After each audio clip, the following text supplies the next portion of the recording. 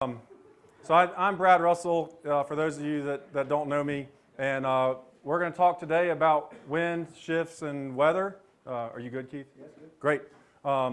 So we have a lot of material to get through, so I guess let's try to keep it as on topic as we can. I don't mind if you have a question or you don't understand, let's discuss it, but we're going to try to avoid the tangents and rabbit holes that I can really jump into. So all in all, I've got like 170 slides to get through, so we'll be moving at a pretty fast clip. So we'll get started and jump right into it. So we're going to talk about wind, shifts in wind, and how to read those, and kind of the weather. And so that's kind of the general topic, or as my dad would like to call it, sailing with Dale Earnhardt, because he can see the wind. You know, NASCAR reference from up at exit 36.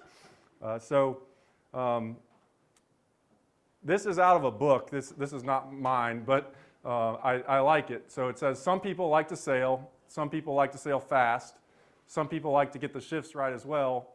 This is for those who like to sail fast and well. So, you know, there's a lot of layers to sailing. Some of it's just fun. You like being out on the water, great.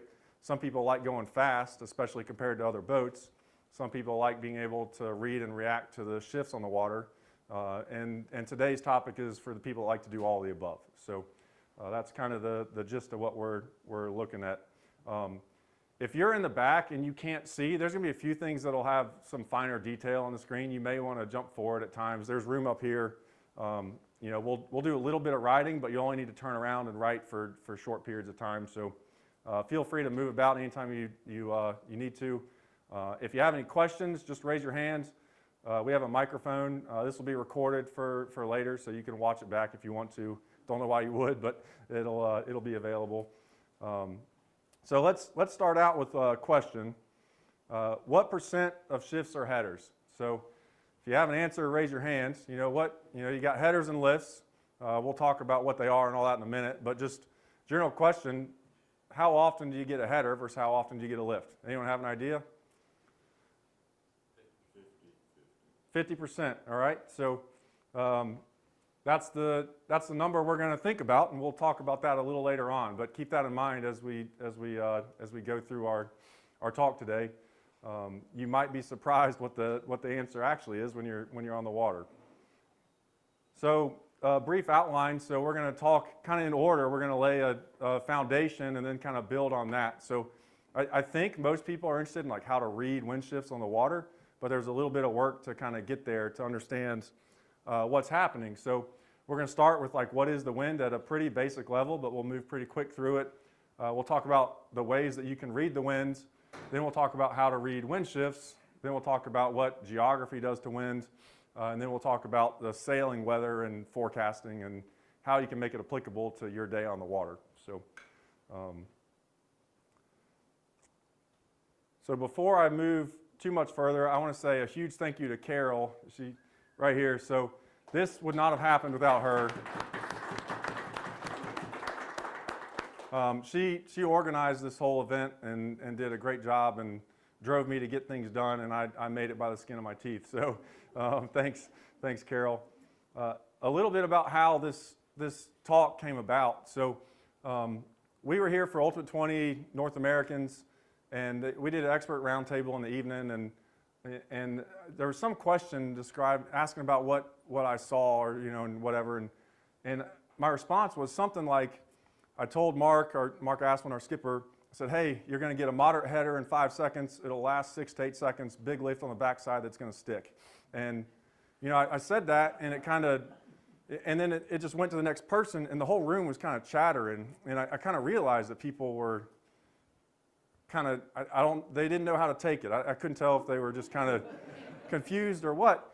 But it made me realize maybe other people don't see that way. And I think the big disconnect is that people think it's a gift. Like I wasn't born with the ability to see that. It's a skill that can be learned by anybody. And so that's what we're going to work on today, is how to develop that skill.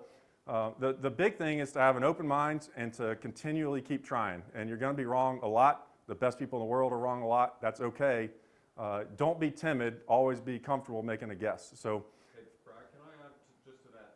Sure. All people around the world and the really, really YouTube about the Star Sailors League, and they were sailing in Hamburg, Germany, and watching it, and they're on a lake sort of in the city, and they're going upwind, and half the fleet went left, half the fleet went right, half the fleet got it right, half the fleet got it wrong, and these are some of the top sailors in the world. So just to reinforce that it's a lot of it's guesswork, but it helps that everyone gets it wrong at different times. Yeah, and recognizing you're wrong is actually just as important, if not more important, than being right. And we'll talk about that a little bit too. So my friends, they call me a sailing nerd, and they like to make fun of me for it. But kind of the way this all transpired, I guess, is I grew up as an inland lake sailor. I kind of learned to read the wind from my dad. I didn't I did. And so that kind of grew, and then I kind of went out on my own and started reading books, and I've always been interested in weather. So it's something I love learning about, and I love talking about, and so that's how my love of this kind of came to be. And then there's a few resources that I think are great. So my recommendations is, if you want to read a book or books, the first is Wind Strategy. So I have a copy of that one here. This is the most concise, easy to read book. So I would recommend this one. There's a second one called Wind's Companion on the right, and that one is an abbreviated version of this. And I ordered it on eBay, and I got a notice that it was delivered like Tuesday or Wednesday, and I looked, and it was delivered in Fort Lauderdale, so they mailed it to the wrong address. So my copy shows up this afternoon, I think. So that's an abbreviated version that kind of has the cards in it. Yeah. Is the PowerPoint going to be available to the participants? Yeah. Yep. A lot of people taking pictures of it. Yeah, you don't have to take pictures of it. We'll send out a link. I'll get it to Carol, and we'll send it out to everybody afterwards. And then the last book I would recommend is called High Performance Sailing by Frank Bethwaite. I might have put Ken Bethwaite up there, yeah. I think that's his son. But this one is really good. It's a lot more in depth. It's harder to read. It's more like a textbook style. The drawings in it are a lot more crude. It's not as pretty, but the information is really good. And then if you have a whole other level where you just really want to suffer, you can read Stuart Walker and try to figure out what he's trying to say in his books. But it kind of feels like he's trying to lay out the secret to the Oak Island treasure or something, instead of teach you how to read the wind. So I kind of read all this stuff, and I learned from different people, and I kind of just put it all together. And somewhere along the way, I got linked up with the U.S. Paralympic program. So I was a weather analyst for them in the 2016 cycle, and then started working with the Olympic NACRA team for the 2020 cycle, and that ended up falling apart. But I did work quite closely with the Paralympic guys, and so this is a sample of a weather report that I gave to them. So this was from the Worlds in Medemblik, Holland. So they were over there sailing. I was at home on my computer. I pulled up the geography. I pulled up all the weather data, and this is what kind of came out. So what I said is temperature, the temps won't affect the breeze stability. The pressure system, no strong pressure system nearby, scored as straight isobars. We'll talk about that later. The breeze type should be gradient. I don't see in the pressure maps what causes the forecast to start northeast and clock steadily around all the way to west-northwest. They call for it to shift through 270 degrees over 13 hours. If that trend appears to take place, the average shift will be over 20 degrees an hour. If that pattern appears and is as severe as forecasted, consider treating each beat as a persistent righty. If it doesn't shift steadily, look for something changing in the weather visually that signals the breeze finding its way to west-northwest. If you see rain clouds approaching, it should signal a right shift approaching, and once the rain hits, it'll settle to west-northwest. From the geographic standpoint, we said the breeze could or should veer, move to the right, when it's anywhere between 30 and 210 degrees. Based on the geography, it could settle between 210 and 235, but the forecast has it continuing to move all the way to 300 to 310. I don't know what we would expect to happen if it does continue to go right. And then the remainder of it, this is the last bit of it for that day, but Stability index, we'll talk about this later, but we score a 2 for the pressure system, which is neutral, 1 for the breeze, which is gradient, and 2 for the surface heating, no difference. So the stability score is 5, and what that means is expect modest and unpredictable changes in wind speed and direction. If some regular shifts occur, expect them to break into irregularity. What stands out the most to me is the severity and consistency of the right shift and the correlation of the approaching rain with more breeze from the west-northwest. It's supposed to steadily clock at 20 degrees an hour. The approaching rain will likely happen late in the racing day. And the summary was just to watch for a persistent righty at 20 degrees an hour and watch for approaching rain, which should bring breeze from the right and should cause the breeze to settle at west-northwest. So this was just a random day from the worlds I picked out. And on this day, the feedback I got after they sailed was that it was light, like we thought. It started clocking right, and it stopped at 2:35. It didn't go to 3:10 like the forecast predicted. So just looking at the geography from shore, or from around the world, I was able to say, I think the breeze should stop here, and that's what it did, which is quite surprising when you first learn that and see it actually come to fruition. So that's the kind of stuff you can do with weather before you go anywhere or do anything. I know it seems like a lot, and we'll kind of get into the components later, but that's just kind of a sample. The results for those guys is they won the 2016 World Championship and finished second in Rio. They won a silver medal, so it was really, really cool working with those guys. Okay. Channel 3 may have an opening for you. Yeah. All right, so we're going to talk about a few things. So how does understanding the weather and the wind shift help? What does it do to actually help you? Well, one, it's a layer on top of your total plan. It is not the plan. It's something that you add on top of everything else you're doing.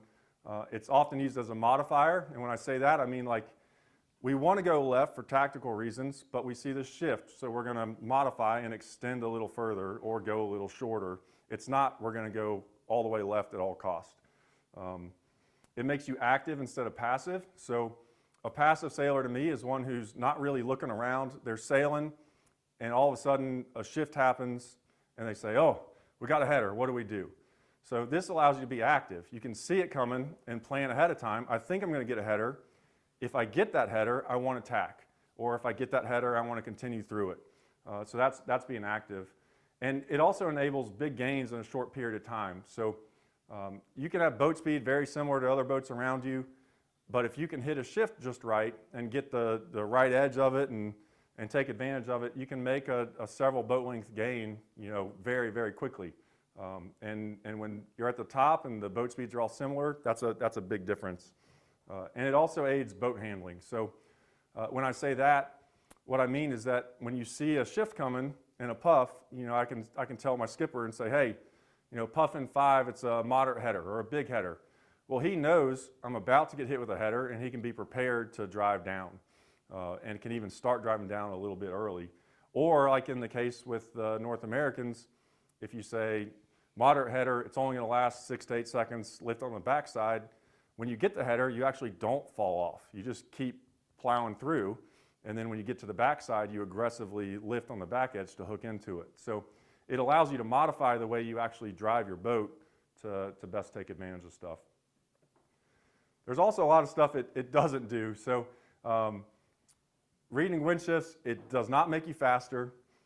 It doesn't help you start better. It's not going to fix your tactics. If those are broken, there's still going to be a problem. And it can also hurt if you hold on to bad ideas or you get something wrong and you just you keep throwing good money after bad and saying, I'm going to keep leveraging to this side. It's eventually going to come good. So it can hurt you in those ways. There's a few what I would call mandatory requirements for getting better at this. The first is to be observant. If you're not looking around, you have no chance to recognize anything. You have to be looking. The second is you have to make a guess, always. And this is the number one problem I see in people trying to learn this. They're too timid. They're afraid of being wrong, or they're afraid that they were wrong once and that's going to repeat, and they just stop guessing.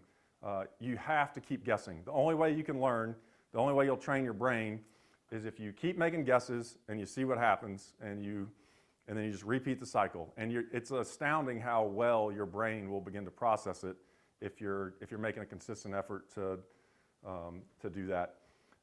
Part of that is communicating your guests out loud. So I don't know what it is. If you write something down, it's more real, you know, and on a boat, you can't really write it down for every shift. Like, I think that's going to be a header, you know. So instead, just say it out loud. So tell your crew, or even if you're sailing alone, say it out loud.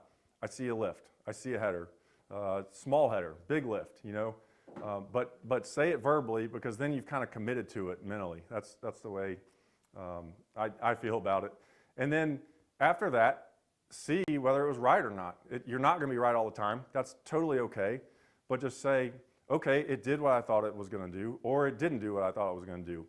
And then kind of reflect a little bit and say, well, why did that happen? You know, what caused that to behave the way I expected or to not behave the way I expected?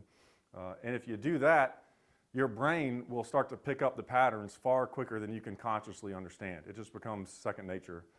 And so the biggest key is to keep guessing no matter what. Just as many, you can be wrong 10 times in a row, keep guessing. You know, I love sailing with new people, and they'll guess on a shift and they'll be wrong, and then they'll be timid, and I'll say, no, keep guessing. Tell me what you think it's going to do. We can deal with that all day long, because you'll get a lot better, you know, quite quickly.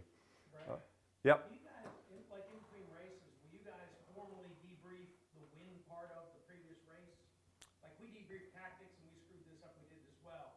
Do you guys specifically allocate a little win time to debrief? 100%. So we, you know what, I'm fortunate to sail some pretty good sailors and really good sailors. And so we'll talk about stuff like the breeze, the shifts are moving, you know, left to right or right to left. They're not coming straight down the lake, or they're lifting, or half the time they're not doing what they look like they're going to do, you know. And so we're just kind of verbalizing the patterns that we see, and then, you know, everyone's kind of on board, like, yeah, I see the same thing, or no, I see it differently. And you know, just it makes it a little bit more real. So one other thing before we get into the meat of it, I am not an artist, so there's going to be a lot of drawings in here that are going to be very amateur sketches, like this leprechaun. So you can make fun of my first drawing. After that, we'll just let it go. How's that? So with what? Yeah. All right. So let's get into the fun stuff. This is a drone picture from the North Americans. So if you're in the back, it may be kind of hard to see. You may want to come forward. There won't be a whole lot of pictures here, but anyone that can see, what do you see here? Like what? And remember, guessing is good, right? So throw it out. If it's wrong, that's great. Left and right. What's that? The wind coming in from the left and right? Yep. I'm reading that wrong. Streaks. Come all over the place. Wind and edges. Yep. So there's a lot going on. That's what I hear, right? So, anyone that sailed that regatta, you know, it was quite, you know, I would call it blustery or gusty. You know, there were lots of small puffs and shifts, and you can kind of see that, just the patches on the water. If you're not familiar with looking for puffs, what you're looking for is the dark areas on the water, and that shows where more wind is. And the lighter areas is where there's less wind, and that's because the wind is creating ripples on the water. So that's the base principle, and what we're kind of looking at is what's the size and shape of those, and kind of the directions that they're probably moving. And so I think this is a great photo because there's a lot going on. You know, I see a lot of small puffs. I see some bigger ones. There's a lefty over here. There's a righty over there. There's kind of a lull behind the fleet, so it's probably going to get lighter in the next 3 to 5 minutes. So you know, those are the kind of things I would see out of that. So before we get into how to actually, you know, understand the winds and read it ourselves, I figured we'd talk to a couple experts and see what they had to say. So I asked several people that I think are really good sailors, lake sailors, you know, how they view the wind. We asked them 4 questions. I will say this, what surprised me the most is that some of these are elite guys. Like I had probably the best lake sailor I know in the Southeast, and a world champion, national champion many times over, declined to answer because they didn't feel like they could describe it.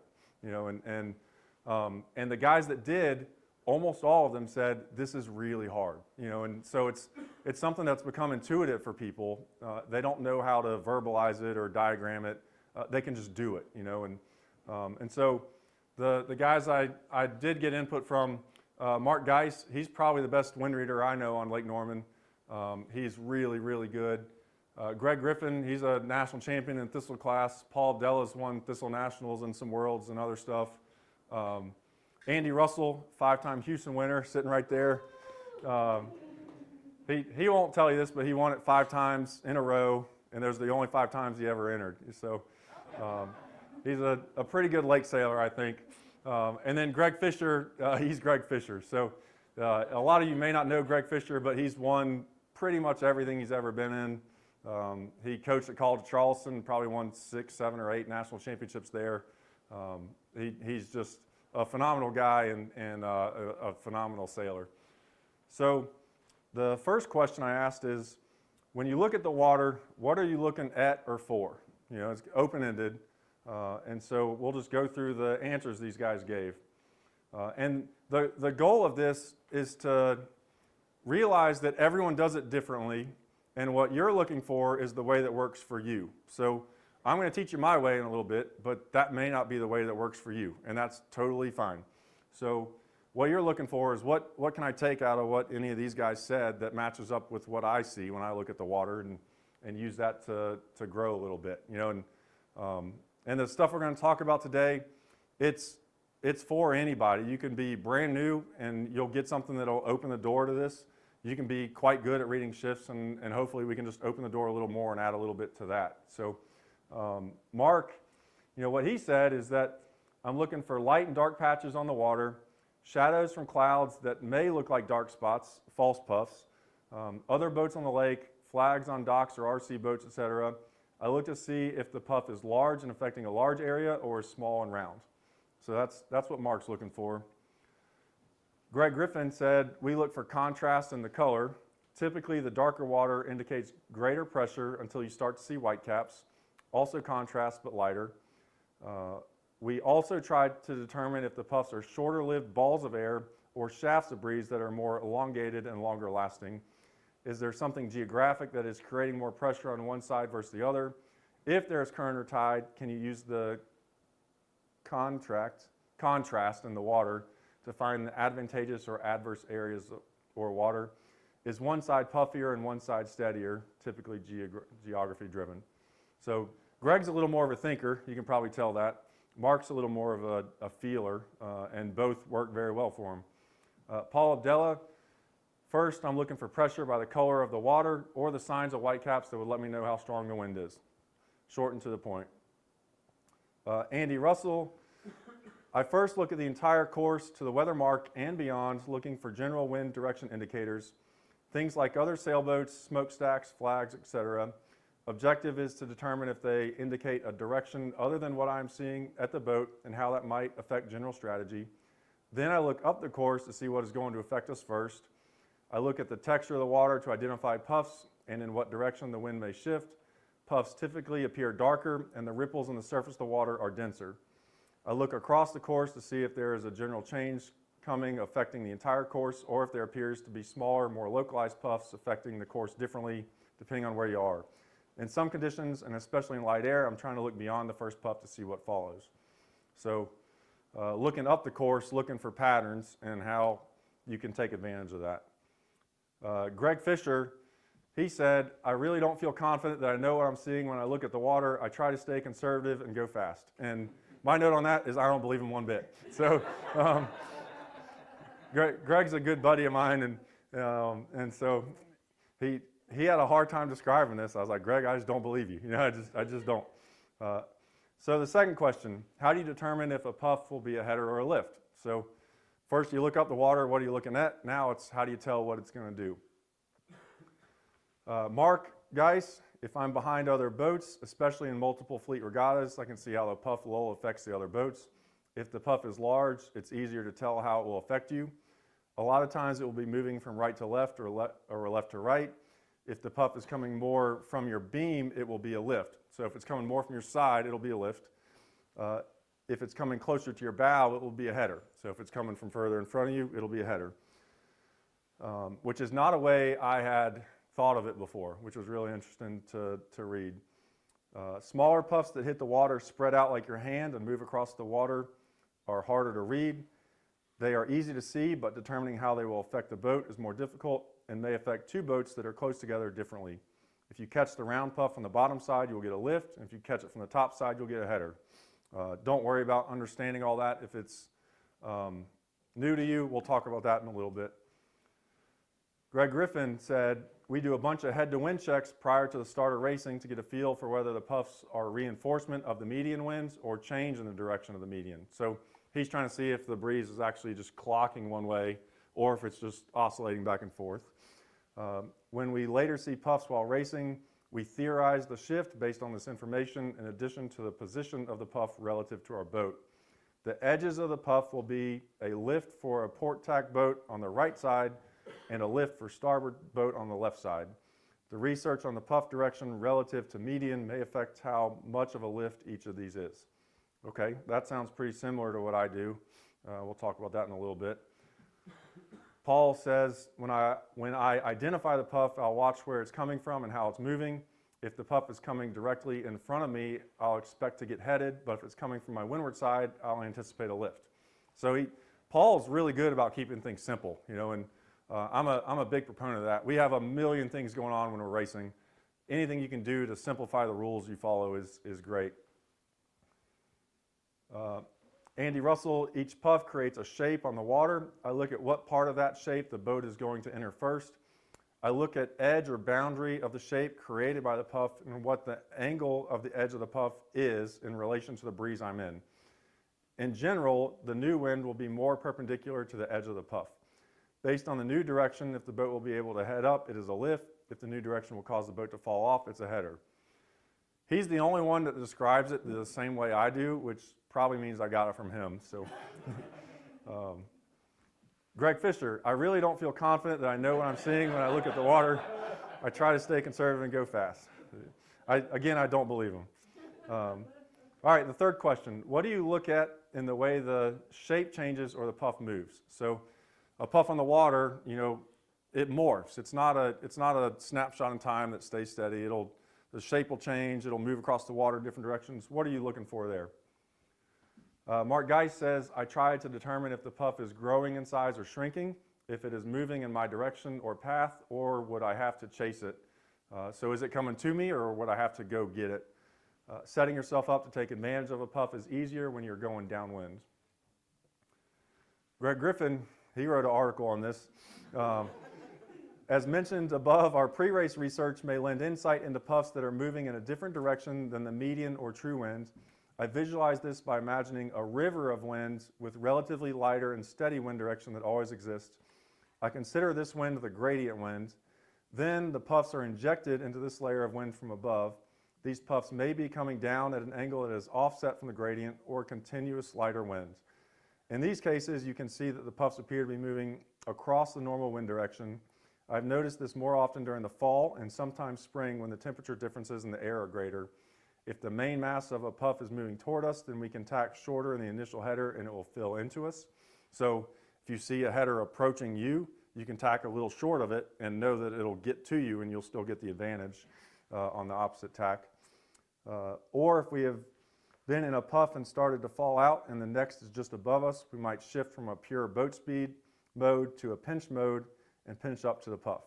If the puff is tracking away from us, we may discount it altogether, or it will help us get to the next puff.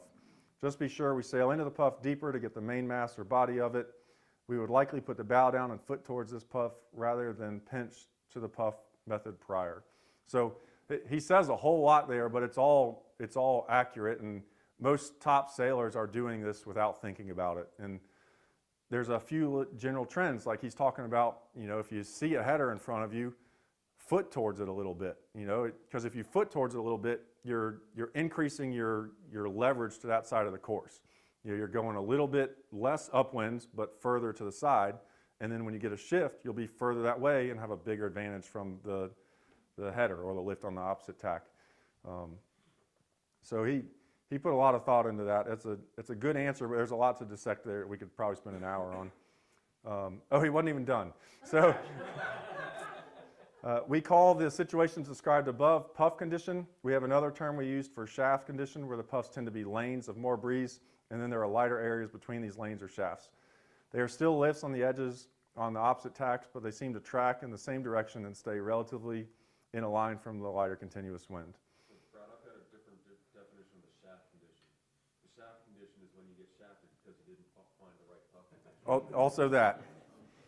There may be a pun about that somewhere later in here, I don't know. Paul, always very succinct. When the puff hits the water, it'll fan out like a cat's paw. Again, depending on how the boat enters the puff will determine whether it's a lift or a header. And so that's pretty straightforward, but it assumes you can look at the cat's paw and tell what's going to happen. So we'll get to that. Andy Russell, I want to figure out if there are numerous smaller puffs moving across the course or if they are larger with a longer duration. So he's looking for the size and is it big enough to use, or out of all available options, which one is the best one to use? And then Greg Fisher, I really don't feel confident that I know what I'm seeing when I look at the water. I try to stay conservative and go fast. Again, I don't believe him. And then the last question, how do you decide whether to tack on a header or continue through it? So, this is the crux of what we're talking about. So if you start being able to identify, I'm about to get a header, I'm about to get a big header, small header, short header, how do you decide what you're going to do with it? Mark Geist said, whether to take or continue through a header depends on the size of the puff and if I want to go to a specific side of the course. In smaller boats, they tack quickly and don't lose speed. I like to tack and take advantage of the lift. You can make big gains on small shifts if played correctly. However, sometimes there's a bigger shift on the other side and I will take the header to get over there. So he's talking about evaluating which one is the best shift to take out of all the available options. It's also possible that you sail into a lull and have to fall off to keep speed, thus making it seem like you took a header. So velocity headers and velocity lifts. If the wind blows harder, you can point a little higher. It feels like a lift even though it wasn't. The wind backs off a little bit, you have to sail a little bit lower just because the wind speed's down. It feels like a header even though it wasn't. Greg Griffin, our relative position against the fleet and course, right side, left side, or preferably somewhere in the middle, are considered along with lane management and velocity and are all weighed in the decision. There has to be a compelling reason not to tack on the header. So his rule is if I get a header, I'm going to tack unless I have a good reason not to. He has a few questions that he asked himself. Is it just a decrease in velocity and not a true header? So back to the velocity header we just talked about. Do we think that continuing will get us more to pressure or an even larger shift? That's what Mark was talking about. Are we only down a little relative to the competition? Read as those boats that matter overall. And sailing through this header puts us in a more conservative position without giving up much distance. So a risk-reward analysis. And does sailing through the header take us out of phase with a group of boats that are nearest and threaten our lane management? Paul Abdella, first, a lot depends on the body of water and how big the header is, but if I get hit with a puff and it's a header, I'm definitely tacking if I have a good lane. Sometimes on a lake, pressure is more important than lifts and headers. I'll sail a header if it's going to connect me to more pressure. Really good point, right? So it's not always just an angle game, sometimes it's pressure. Andy Russell, I look at our relationship with other boats. If tacking on the header will create leverage on the other boats, we typically tack. If there are numerous puffs moving around the course, I want to look beyond the first puff to see if there is a change coming that might warrant not taking in the first puff, but waiting for more significant change to come. This is frequently the case in light lake sailing conditions. And then Greg Fisher, anyone guess what he had to say? He actually had an answer for this one. So Greg said, clearly some boats allow you to be more aggressive, a Thistle, Laser, etc. A Scott or Highlander, not so much. So with those boats, the tacks need to be more conservative and calculated. But for me, first and foremost, would the tack click us up a ladder rung on the competition we'd be tacking towards? It's easy to just play the shifts. If we got slapped in the face, we determine it's time to tack. But if our competitors are still up, or at least not headed, I'll be hard pressed to tack. Often there may appear as though there's more breeze ahead, or maybe even more of a header, so holding on may seem like a wise move to gain more. For me, it's more of whether we can consolidate. We should do that, period. Put even the smallest gains in the bank and be sure to grab the smallest gainer. So you'll hear people talk about like cross boats you can cross, or so if you see a shift coming and you think it's going to give you an opportunity to cross a boat you weren't crossing before, what Greg is saying is take the opportunity to cross them and make that boat end up behind you. Don't continue to have leverage where they have a chance to get back ahead. Of course, there are exceptions. Maybe it's the second or third weather leg and we need to make something happen, or maybe there's a pile of breeze ahead and a leeward, so we need to stick, or maybe there's a big line of breeze where the other boats are and we're too late to get to it or to save it. So we should stay on and wait for the next header and when they are down as well. Of course, this is all this kind of conservative consolidation requires speed, and we discussed that to death. So we have a Zoom call for like an hour and a half every week where we talk about the sailing stuff, sails, boat speed, all that kind of stuff. So that's what he's referring to. But he's telling us in here that he can see these shifts. He just didn't know how to describe them before. So I might have made up his answer on those other questions, but he did decline to answer, just saying like, I don't have a good answer, but when he describes this, he's telling you that he can see it. He just doesn't know how to put it into words, and most of the best guys are that way. It's a feel game to them. It's all intuitive. They're not really thinking about it. One last bonus input. So Mark said this that I 100% agree with. He said, Brad, I didn't realize how much actually goes into reading the winds till I tried to answer these questions. There's so much more I could talk about on each of these questions. I don't use the compass that much, but if you're attacking on shifts based on the compass, you may not be looking at the big picture and missing things on the water. The compass needs to be used as another tool, not an absolute, but his main point was how hard it was to put into words what he sees. Someone like Mark is processing so much information without thinking about it and spitting out an answer that it's hard to jump from not being able to see a puff at all to that. But it is a skill that can be developed, and the way you develop it is by looking, guessing, analyzing, and repeating. So that's really what I want to emphasize today. So I know that was a lot. You probably didn't process a whole lot about that. I couldn't the first couple times I went through it.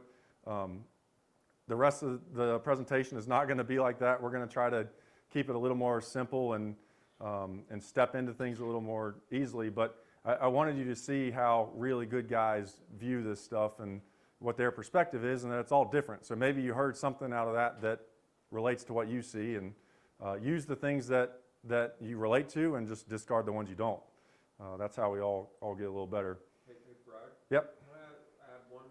A lot of times what you're talking about these guys seeing, it's not necessarily them seeing, it's their crew seeing and relaying back to them, because they're concentrating on speed and stuff, but they sort of can keep it in their heads. But it is super important for the crew to be passing with that information, like you said, guess, but pass that information back so that it can be seen. Because you don't have, as a skipper, you don't always have the opportunity to be always looking up and checking each particular puff. So it's super critical that the crew is doing that and relaying it back to you. Yeah, as a skipper, more information is always better, and there's times where I can drive the boat really well without looking at all, and I can spend time looking around. There's other conditions where I need to focus on driving like with all my effort, and in those cases you rely way more heavily on your crew who's already providing a lot of the input, and it doesn't matter if they're right or not. I just need them to point out what they see and tell me what they think. As long as they say, hey, there's a puff coming, I think it's a header, I'll look up and just kind of take a snapshot and then go back to driving, and I'll just kind of process that and say, yeah, I agree or I don't,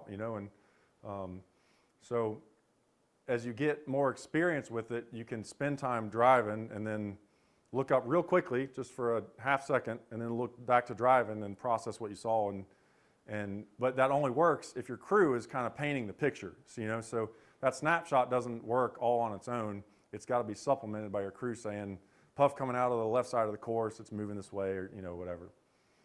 So now we're going to get into yeah. One thing that talking about reading the water and seeing the puffs and what they do, what's really important is, when the skipper's meeting is done, don't wait to get out on the water, get out there early and just go sailing, and that way you can focus on the wind. When you're trying to read all that stuff in the middle of a race,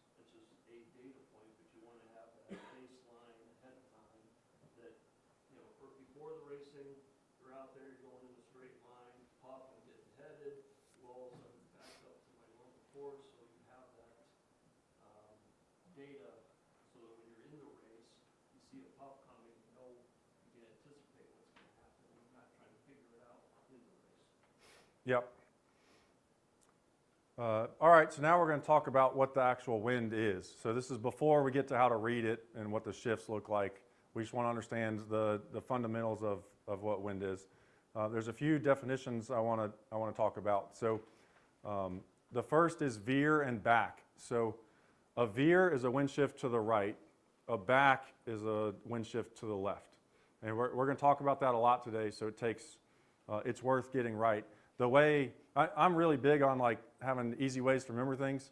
I remember back is like turning back time, counterclockwise. So that's the way I remember it, and veer is a shift to the right. A header is a shift that forces you to sail a course further from your target. So if you were sailing towards a mark, you'll be pointed further away from it, and your VMG goes down. A lift is a shift that allows you to sail a course closer to your target. Your VMG goes up. And to revisit the back and veer, so if you have a wind blowing straight down the course, backed wind, it's clocked to left, it's coming from further left, veered winds, clocked right.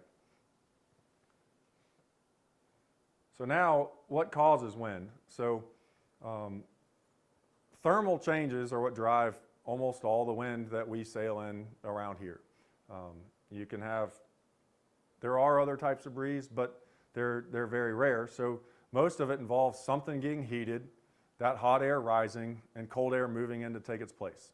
So that's the general principle that causes air to move, and that movement of air is what we like to go play around in for fun. So it's quite simple. Hot air goes up, the cold air flows in, and that cold air moving sideways is the breeze that we sail in. It's not so simple though. It gets rapidly more complex, but basically you have to have some form of heating for the air to be unstable enough for wind to even exist at all. So if there's no surface heating anywhere around, all the temperatures are equal, in a perfect world, you actually would have no breeze down at the water or on land, even though there's a gradient breeze above. And you can see this on certain days when the weather's really nice, it's sunny, things are pretty calm. You look up, the clouds are moving, but there's nothing on the water. Well, if you're in a high pressure system, all the cards are stacked up just right. The air is very stable, and there's not enough to disrupt that to let the breeze get down to the surface where we are. So it requires this instability, the heating on the left, for the breeze to kind of migrate from the upper atmosphere down to the area that we sail in.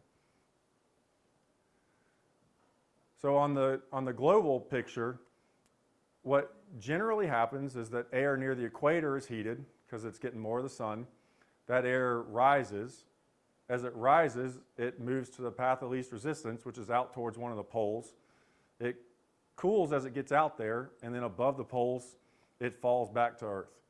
And as it falls back to Earth, it then starts spinning, and we have the high pressures and the lows, and they move back towards the equator slowly. So you have air going up at the equator, down at the poles, and then it's migrating from top to bottom, or bottom to top to middle, or bottom to middle, to kind of get back to where the air is getting displaced by the air getting heated at the equator. So that's the broad cycle that creates the big weather systems that we deal with. So how do those actually form? This is really, really basic. We don't need to get into the real how and why of it. I'm just going to show you kind of what causes the breezes that we sail in. So you get a hot spot somewhere on Earth. That hot spot is causing the air to rise, like we talked about. It's pulling in air from all sides as the cold air is flowing in to replace the void left by the hot air that rose. Well, the Earth is not stationary, right? So the Earth is rotating. So as the Earth rotates, the wind gets bent. So imagine if you're on Earth somewhere and you start walking a straight line towards the sun. If you walked for an entire day and you were able to keep up where you could always see the sun, at the end of a day, you would feel like you walked a straight line. But in reality, you would have walked a circle. So You don't really need to understand the Coriolis effect. All you really need to understand is that because the Earth rotates, the wind gets bent, okay? And so the air is bending as this hot spot moves, because the spot that's warming the air is actually sliding along at a different rate than the air above it.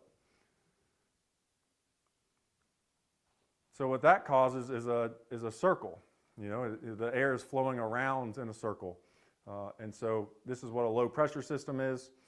You get these where the voids happen from the air rising, right? So it creates low pressure because everything's having to flow into it to fill that void. And the low pressure systems always clock left. I remember low left.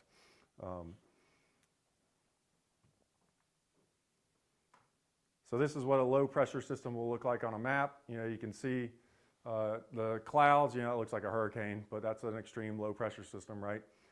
And so you get a center of a low and you get air flowing around it in circles. So if you see an isobar map, we'll talk about that later, the air on the isobars, most people think it's flowing straight in or straight out, but it's actually flowing close to parallel to the isobar lines. And that's a pretty good gauge for what's going on. High pressure is the opposite. So I remember high as being like cranking up the dial on a thermostat or something. It turns to the right. So low is like you're turning the temperature down. High is you're turning the temperature up. It's indicated by really nice weather. It's usually really sunny, usually light air. It's often great for hanging out, not really good for sailing. So that's kind of the norm. And then you have these isobar maps. So these are really useful for looking at the big picture, like what type of breeze am I going to be in, how strong is it going to be approximately. It's about showing patterns, not absolutes. And almost all weather is pattern-based. You know, you can get a forecast that says it's going to go 20 degrees right at 3 o'clock. Well, okay, is that actually going to happen? And does that really matter if I'm sailing 12-minute beats to weather? Like, no. What that really tells you is that somewhere in a 12-hour window, 6 hours before, 6 hours after, it's probably going to go right. So that's kind of what you're looking at. The one thing that, this is one of my tricks that I used to keep secret, but I'll share with everybody. These red and blue dashed lines, they show the height at which the same pressure occurs. So, you know, so you have different pressure, that's what the isobars are, it's the different pressure. The red and blue dashed lines are the height at which there's an equal pressure. So let's say it's 1,000 millibars, it shows the height in meters that you have 1,000 millibars. Well, all that matters is that if those dashed lines are perpendicular to the isobars, it's more gusty. If they're more parallel to the isobars, it's less gusty. It's pretty calm. So that's one little trick. Yeah, so you see these red lines here? So over here is a great example. The isobars are all coming this way, kind of from the northwest. And then the dashed lines are all kind of from the southwest as you get into here. So they're almost perpendicular down here off the coast of South Carolina and Georgia. So that's like quite gusty. And then the areas where they're parallel, it's less gusty. There's something called Bayes' Ballots Law, which sounds like a voter fraud scheme or something, but it's a way that you can remember it in the northern hemisphere. If you just, wherever the wind's blowing, turn so it's on your back. A low pressure system will be to your left and a high pressure will be to your right. So I don't know how that really helps you in a sailboat race, but it's neat nonetheless, I guess. Any questions so far? Just a few. So maybe quick, the gradient, slightly, or a little bit more definition of what you mean by gradient? Yeah, we're getting there.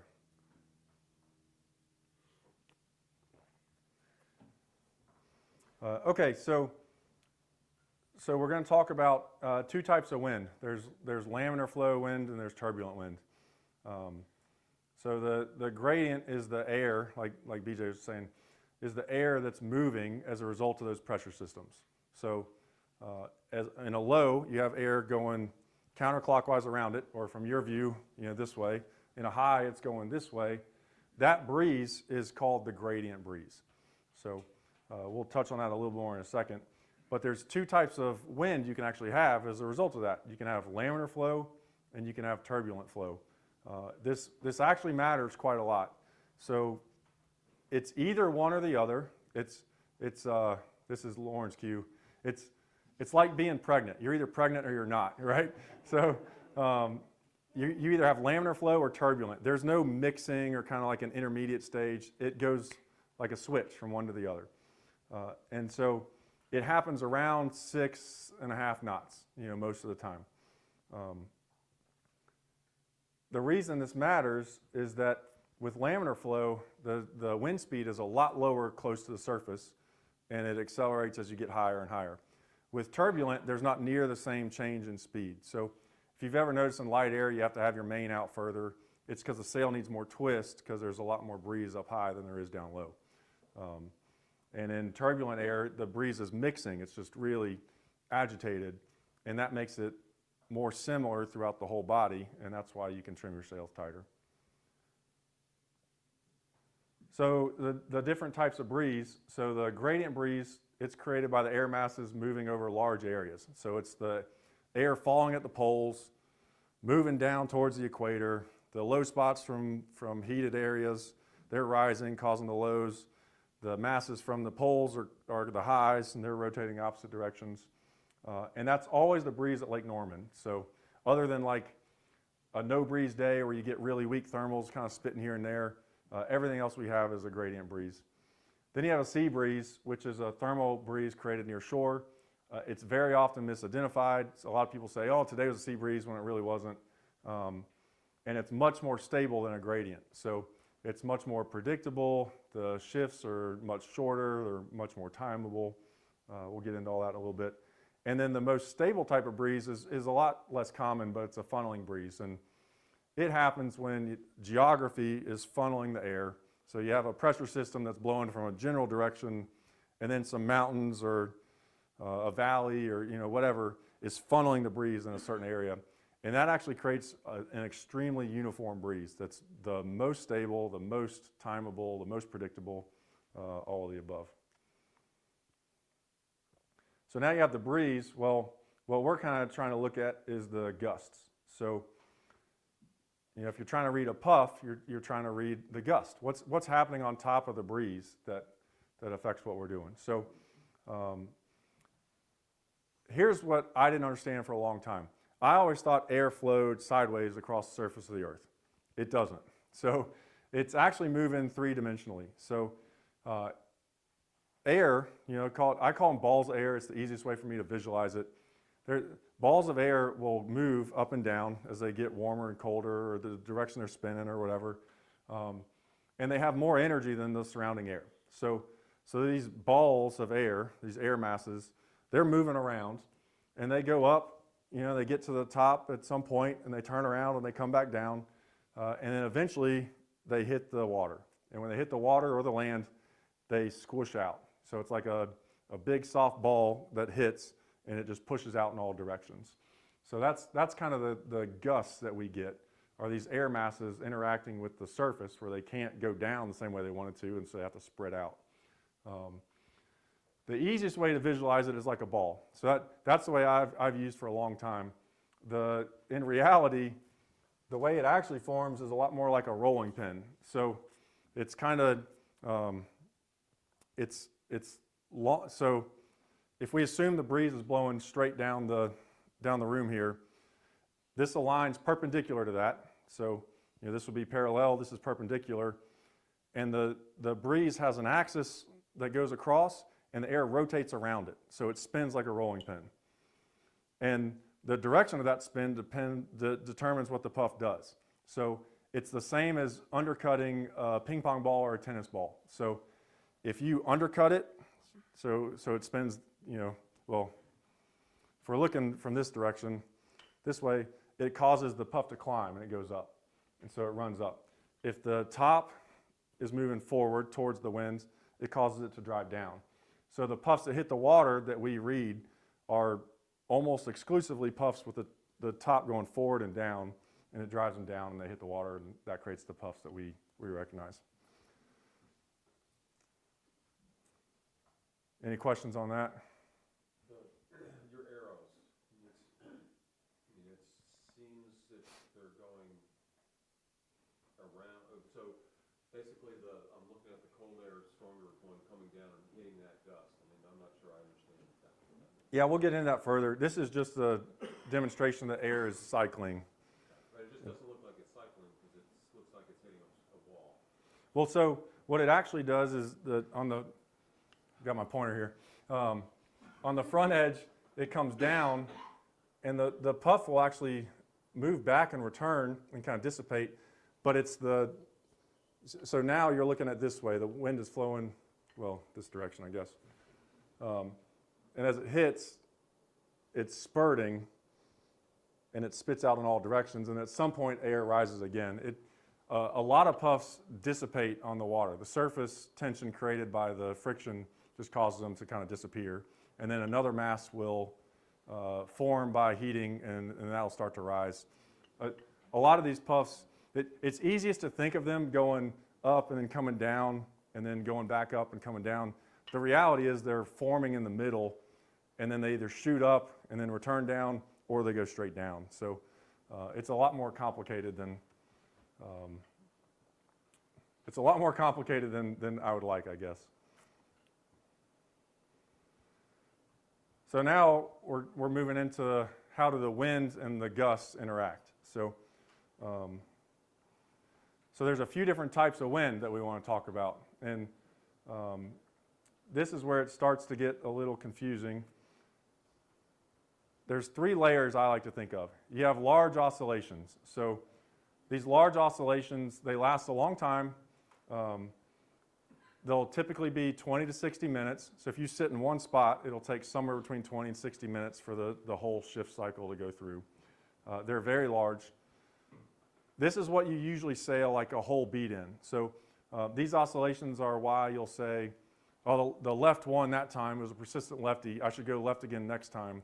Well, that's maybe not true. You know, it could just be it was in a left phase for 30 minutes, and you only sailed a 12-minute beat. You know, and so you get back down to the bottom, you go up again. Well, now it's going right, and you miss the boat. So that's the big picture. Then on top of that, you have gusts. So the gust I was just talking about, they're much shorter, so like 1 to 4 minutes in duration. They're about 1 to 2 football fields wide, and they're longer than that upwind usually, so maybe 3 to 6 football fields deep. And they're shaped usually like an egg or a cough drop or like a lozenge, some kind of ellipse shape. Then you have these micro gusts. So these are small little layers that just kind of spurt out here and there. They last like 5 to 20 seconds. They take a variety of forms. They often move erratically. They're hard to read and take advantage of. But what you end up with is all three of these layered on top of each other. So you have the breeze slowly shifts over an hour, left and right. And then on top of that, you have much smaller but faster little twitches. And then on top of that, you have tiny, real little twitches. So you layer all those together, and you get this graph that looks like a really fine wiggly line on top of a bigger wiggly line on top of a bigger wiggly line. I should have put one of those in here, but I didn't. And let's see. We'll do this slide, and then we'll give you guys a break for a couple minutes. So this is going back to these gusts. So this is the rolling pin. So this is a side view up here. So this is looking at the pin this way. And then this is a top view. So if you're looking straight down at the water's underneath this. This is what it would look like. So from the side view, the air is going around the pin or the axis of the puff. And then as it hits the water, as it finally gets down to the bottom, it can't go around continuously, and it spurts out in front of it. And that pushes the air out front and creates the puff. You can kind of see the same thing here. And the result is that you have more wind on the front side and you have less wind on the back side. That's what the red lines are. So that's kind of the general mechanism that drives a lot of this. It's never as simple as you want it to be. The shapes can vary widely, and we'll get into that in a little bit. But I think that's a good point to take a 2 or 3 minute break. So let's do that. We'll meet back here in 3 minutes.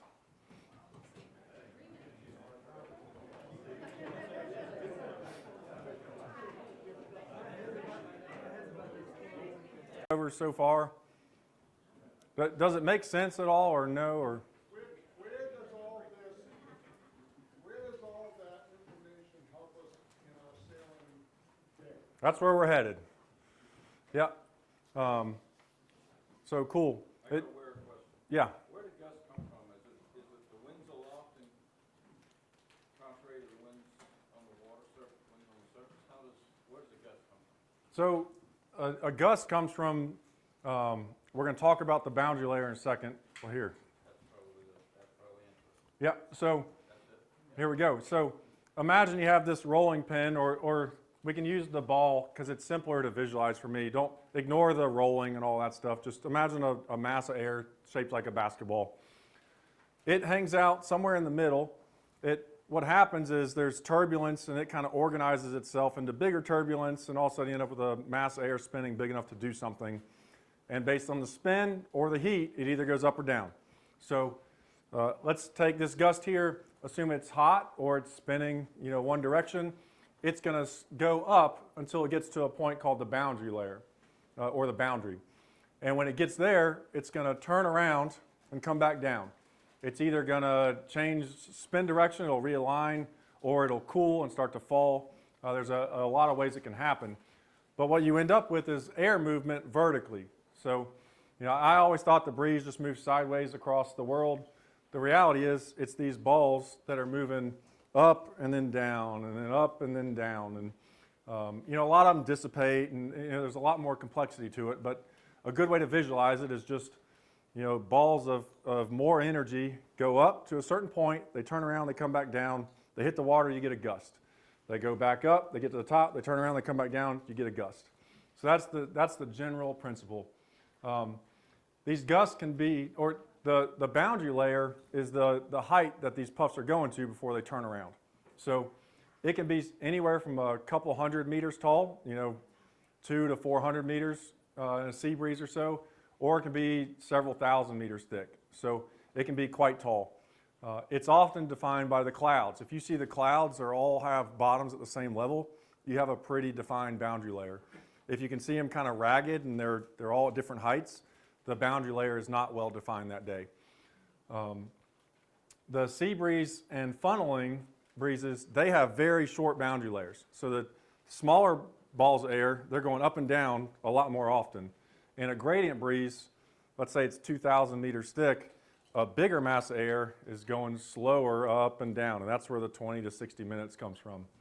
And so that's the general principle. So is it like general statement, if you go out and you got low cloud cover and it's real intermittent, like you go out on a lake and there's a bunch of little clouds all over and they're low, does that indicate it's just going to be real short gusty kind of day?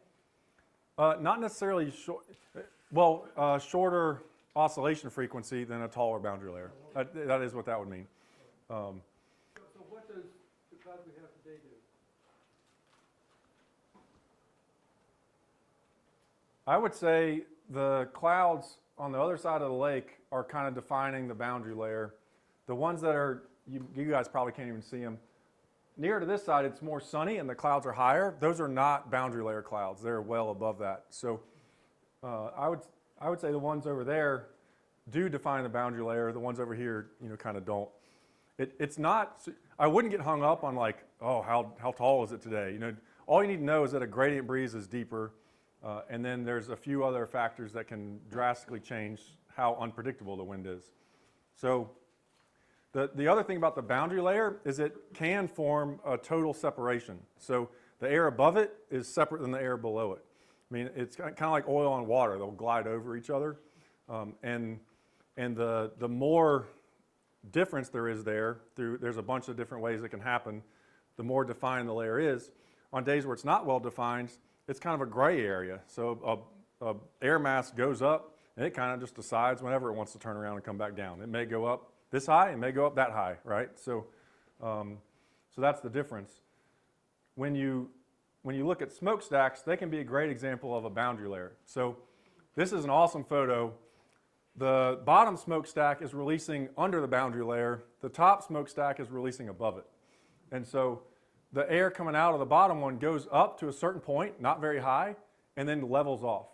So if you ever see the steam plant or whatever, if you ever see it go up and then just kind of straight sideways, that's the boundary layer.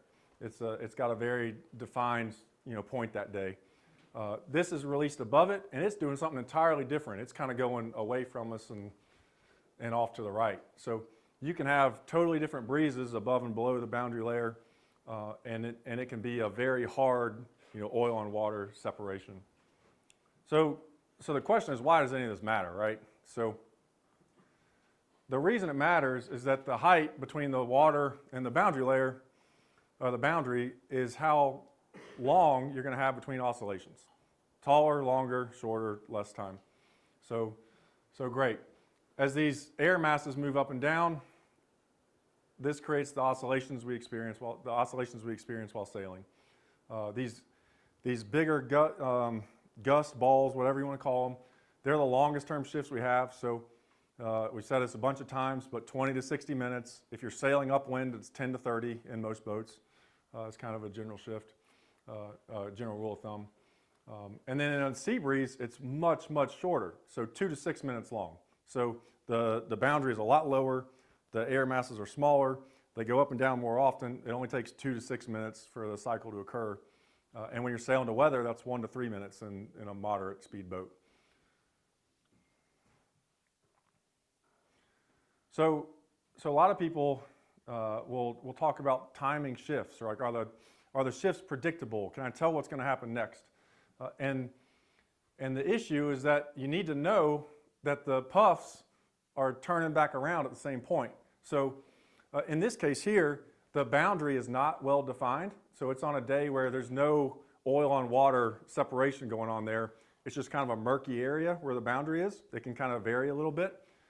Well, if one puff goes up that high, the next puff goes up significantly higher, it's going to take a lot longer to get back to the bottom. So the shifts you experience in the water are going to be different time intervals. One could be 30 minutes, the other could be 40, but it's not reliable. You don't know what's going to happen. There's no way you can look at it and say, this one's going to be shorter, this one's going to be longer, this one's going to be the same. These gradient shifts, they're longer than most beats, so it often tricks people into thinking this is a persistent shift. It's clocking left today, it's clocking right today. Usually that's not the case. We see it all the time out here. You sail and it comes out of the left side. You kind of sail a beat or two. It keeps doing that. You keep thinking, oh, left's winning, I'm going to go left. And then it kind of goes to the right, and that's why you're sailing 10, 12-minute beats in a breeze that's oscillating at 40 to 60 minutes or whatever it is. You get through 2 cycles of that, you trick your mind into thinking this is going to continue. The reality is you were just in one side of the cycle. So you need to be careful with that.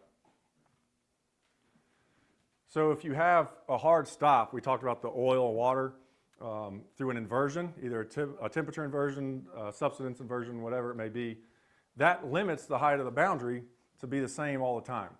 And so when you have those conditions, you know that the height that each air mass goes to is going to be the same. So the time it takes to return to the surface is going to be the same. And that creates situations where the oscillations are timable. In practice, if you're within 2 miles of shore, it's not going to be timable because the land is going to screw with it anyway. So here it never works. But if you're on open water somewhere, it can happen. We've sailed a few regattas out in the ocean where we were able to time the shifts and said, every 12 minutes we're going to experience a shift while we're sailing to weather, whatever it is. Is that a shift or a gust? It'll be both.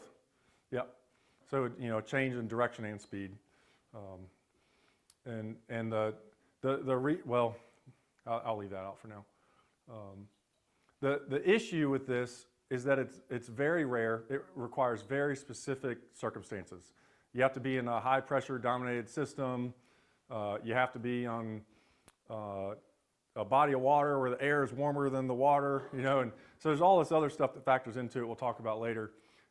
In practice, it almost never happens. It never happens if you sail Lake Norman, but I can count on 2 hands the number of times I've been able to time shifts out of thousands of days on the water, so is it worth spending your time on? Probably not. That would be my takeaway from it.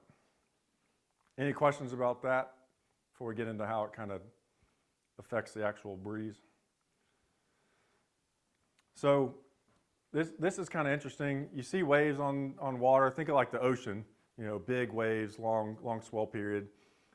The same thing happens at the boundary. So clouds will show you the waves up there, but there's crests and troughs up there the same way there are down here. And what that means to me, the way I think of it, is at a trough, it's compressing, which kind of pushes air down, which makes more wind. I don't know if that's actually what happens. That's just the way I think about it. So that's the way I remember it. So at the crest, you're going to have less wind. At the troughs, you're going to have more wind. And if you ever see a wave break in a cloud, it's turbulence. It's going to create kind of havoc from there down. This I just want to touch on really quick is clouds. So we'll get into clouds a little bit more later, but clouds work two ways. There's rain clouds and there's not rain clouds. So in a non-raining cloud, the air is going into the bottom of the cloud, it's going up, and it exits out the top. So that's kind of important for understanding how these clouds line up and how it affects the breeze. So what you end up with is several clouds in a row, okay? And what you have is air flowing up into these clouds, and it's falling out the top and coming down. And so what that does is create gusts between the clouds and lulls underneath them. And what's interesting is that clouds, like nature likes to organize itself. So as long as conditions are right, it'll try to organize itself into patterns that are a little easier to see. So like these are clouds from a plane that have organized into these roll patterns. So between these clouds, you would have more winds. Right underneath them, you would have less. And the spacing between those clouds is like 2 to 5 kilometers, so like a little over a mile to 3 miles, give or take, is kind of the speed. Which way would the wind be blowing on those?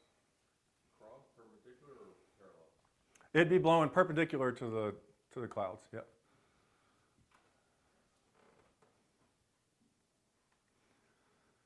So this shows how that actually plays out for sailboats. So like we talked about, 2 to 5 kilometers. Between the two clouds, stronger wind, under them, lighter wind. Same kind of thing, just shown a little bit different way. And it's not often as obvious as those clouds before. You're usually going to see something more like this. So you can kind of see clouds, and if you want to argue, you could say, I don't see a whole lot of pattern there, but if you kind of just squint a little bit, you kind of see the patterns in the rows, and this is the way it usually looks, So all that's really telling you is, hey, there's a pattern today where, there's kind of these bands, this rolling pin is running the whole length of these areas, right? So it's pushing air down in a big cycle. The breeze is organized where it's not just a small little ball, it's a really long rolling pin that's creating the gusts between the clouds. So next, we'll talk about the temperature. So temperature has a huge effect on the wind. It's grossly underrated, or I don't know. Most people don't acknowledge it. So you really need to know the temperature of three things: the air, the water, and the land. And it really doesn't matter what the real temperatures are. It matters how they relate to each other, which one is more, which one is less. It takes about 4 or 5 degrees difference to create an effect, so that's kind of where things start. So the main thing we look at when you're sailing is how does the air temperature compare to the water temperature. So in this case, let's talk about the air being warmer than the water. So the water is cool, the air is warm. This is usually like spring, right? Summer sometimes, because the water doesn't get, if it's 98 out and the water's only 82, there's still a 16-degree spread. So in this case, the water is warming much more slowly than the land and the air over the season, right? So that's why you can kind of segment the behavior into like spring to summer and then summer to fall. So most spring, the water is slowly raising in temperature. The air is a lot warmer, a lot quicker. So most days you're going to have a higher air temperature than water. what this does is that the water is cold, so it has a calming effect. It's pulling energy out of the warmer air. So as a gust hits the colder water, it pulls energy out and suppresses the gust. So it mellows it out. So that's why in spring, the breezes tend to be more chill, just kind of, you'll get puffs, but they're not that harsh, whatever. The breeze is a little more stable, and just everything is a little more subdued. It's just a little more mellow. The opposite, did someone have a hand? No, okay. The opposite side is when the air is colder than the water. So think about fall, as things start to cool off. The water's still warm, the air is cool. Well, as cold air hits warm water, the energy from the warm water goes into the air. It heats it up and adds excitement to it. It adds turbulence, variability. So this creates wind that is less predictable, less stable. The gusts are harsher, the shifts are often bigger, and so this is why when you sail in the fall, it often seems more blustery or gusty or harsh, For the longest time, I didn't understand that. I was like, why does the fall always seem kind of harsh sailing, and spring and summer seems kind of more calm? And that's why the water in fall is adding energy to the air and making it more unstable, and in spring it's doing the opposite. Any questions on that?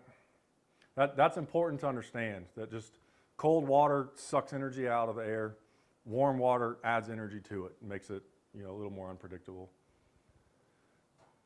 So then when we talk about breeze, the gradient breeze, there's two types of air, light air and breeze, or you can call it heavy air, but it's really not heavy.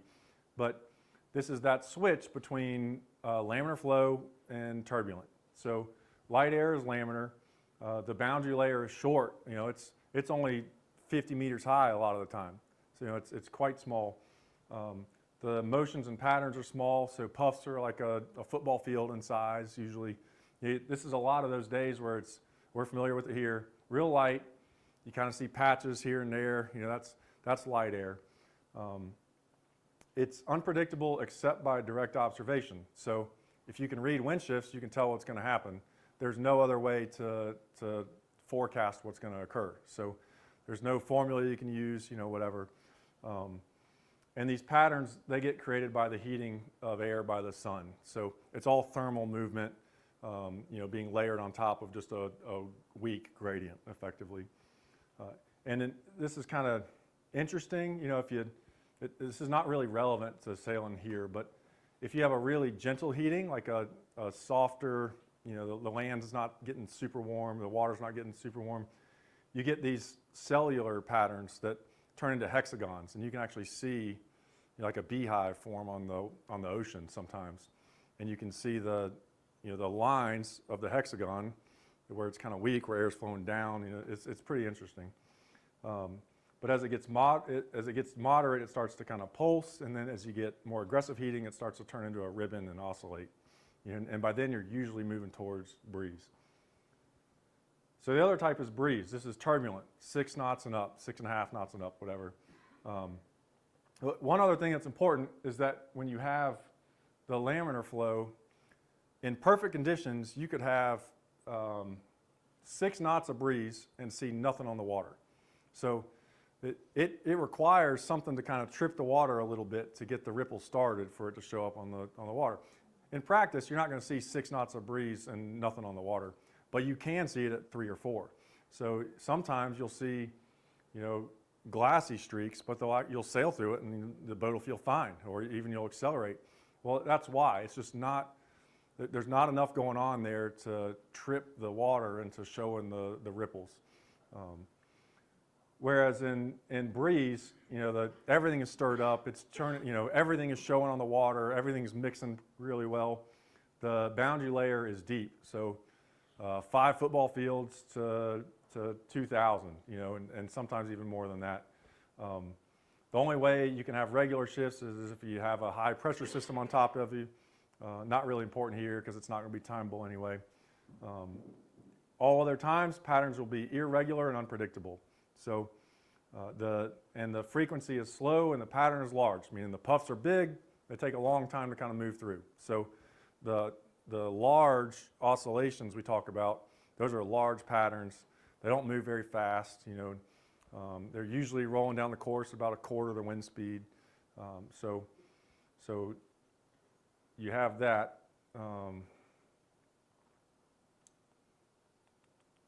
We've already talked about that. And then on the boundary layer, you can tell the depth of the boundary layer if there's clouds with shallow, flattened tops at a uniform height. So, you know, if the clouds are not getting super tall, like the cumulonimbus clouds, if they all of a sudden they just kind of stop and they all have a similar height that's pretty flat looking, that's the boundary layer. If they arrange themselves in bands or lines, the thicker bands indicate wave crests. So, you know, sometimes you won't have the waves where there's just gaps in the middle. It'll just be thick clouds, thin clouds, thick clouds, thin clouds. So you can use that. And the backs and the veers, so the breeze going left and going right, are synchronized with the approaching and passing of every band. So, cool. Any question on that? All right, so kind of to go over the temperature differences, you know, one more time in a little different way. In a cool breeze, so the air is being cooled. That's not right. Air can't be cooled by warmer water.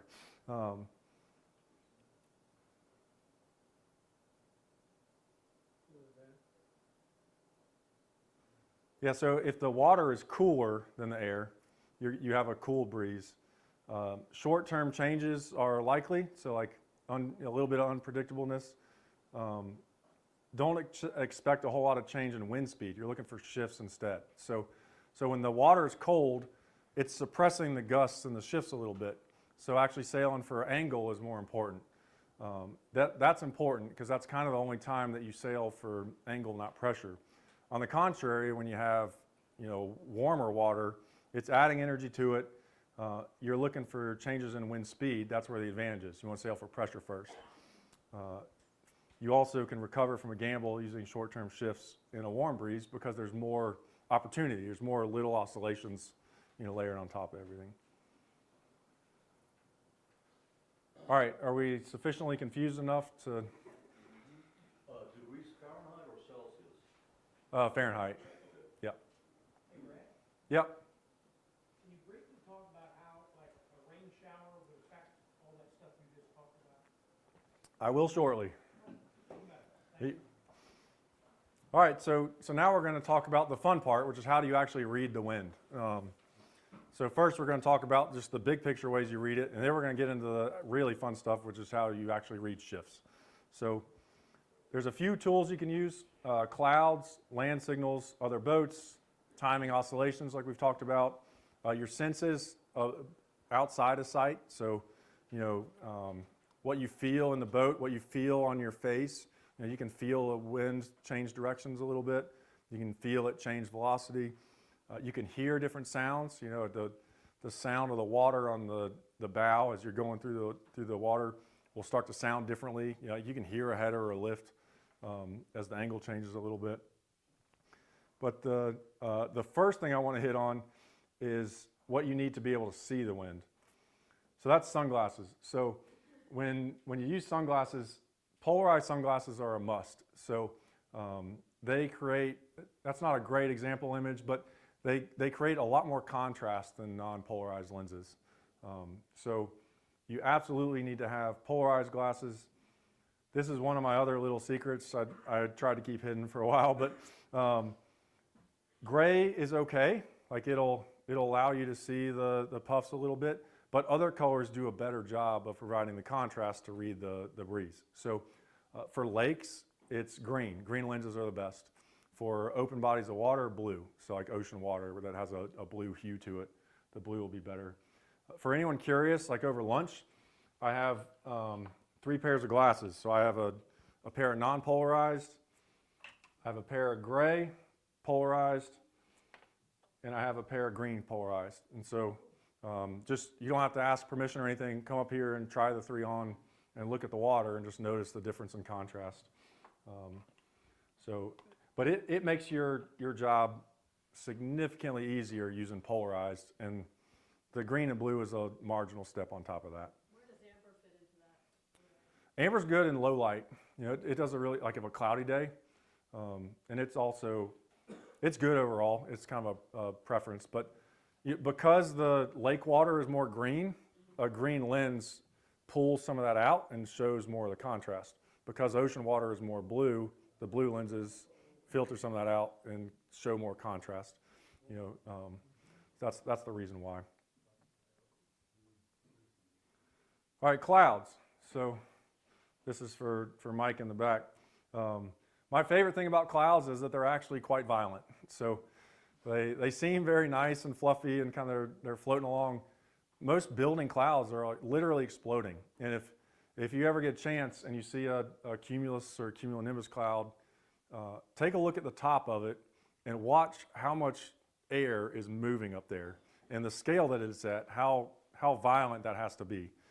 There's a ton of air. I mean, literally a moderate-sized cumulus cloud has like 30,000 tons of air mass in it. So it's, or more than that. I think some of the gusts that come out of them can have that much. But it's you know, talking about 60,000 pounds of air. You know, that's a lot of air. You can feel that when you're flying, like in an airliner or something, when they go through clouds, it's real stable until you go through them, and then it's not, and then you get to the top, it's stable again. You can also feel the boundary layer when you take off and land. You know, you take off and things feel a certain way, and then all of a sudden you go through a moment where things kind of bump, and then they change. Sometimes it gets more turbulent, sometimes less, but that's going through the boundary layer where the air you were in underneath is different than the air above. So that's an example. So the clouds, like we talked about earlier, non-raining clouds are exploding out the top, so the air is going in underneath and going up. We'll show you that in a second. Rain clouds are the opposite, so it's dumping rain out the bottom, so the cold air falls out and then disperses. We'll go over that in a second too. But the fun fact you can use, if you're ever somewhere and there's clouds around that are maybe raining, and you feel the temperature drop like 10, 15, 20 degrees in a couple minutes, it is almost certainly going to rain in your location within 20 minutes. You know, and I've been places where it happened, and I said, there it is, but there's no way it's happening today. And sure enough, 12 minutes later, it's raining. You know, but that is the cold air coming out of a rain cloud that will almost always bring the rain to you. So to go over this one again, non-raining cloud, the air is just flowing up. So remember, if a cloud is not raining, the air is moving towards it and going up. That's what you need to know. That's why it matters. We'll go over that why in a second. Raining clouds are the opposite. So this one here, rain's coming out the bottom, pushes out in the different directions. And then you don't really need to see this. I'll show it a little better in a second. But the reason I put this on here is the anvil at the top. So if you ever see a storm cloud building and then all of a sudden it anvils off the top where it goes up and out in a direction like an anvil, that's ice. So it's ice off the top of the cloud. So even though it's exploding and there's all this energy, it gets up high enough where it freezes and creates a different look on the top. But it's still dumping air out the bottom while it's raining. So rain clouds, what they do is they push air out in both directions. So it's actually, 360 degrees around the cloud. After a storm moves through, the breeze that's coming out of the cloud is fighting the breeze of the direction that is the gradient, and they kind of cancel each other out. And so you ever notice how after a good rainstorm comes through, the breeze just shuts off and stays that way for 30 minutes or an hour or whatever it is?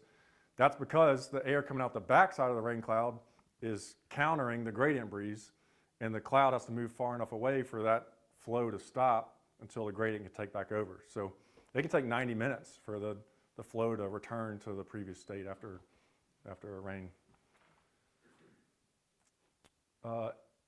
Raining clouds they almost always provide an advantage by sailing towards them. So air's flowing out, you're going to have more air, and it's going to be shifted. So it'll shift you to the right in this case. So as you approach it, you'll eventually get a header as you get towards the. We'll get into shift stuff later, but short answer: if you see a cloud raining and you think you can get towards it, you're probably going to do better going that way. You'll get more winds, and it'll be a shift that'll be helpful. Are you using the term squall just as rain or as Well, just rain, yeah. I think of squall as more turbulent. I didn't make all these graphics, so I was at the mercy of what I was able to cobble together. All right, so now the fun part. How do you read a wind shift? Are we sufficiently confused where we have no capacity to figure out how to read a shift now?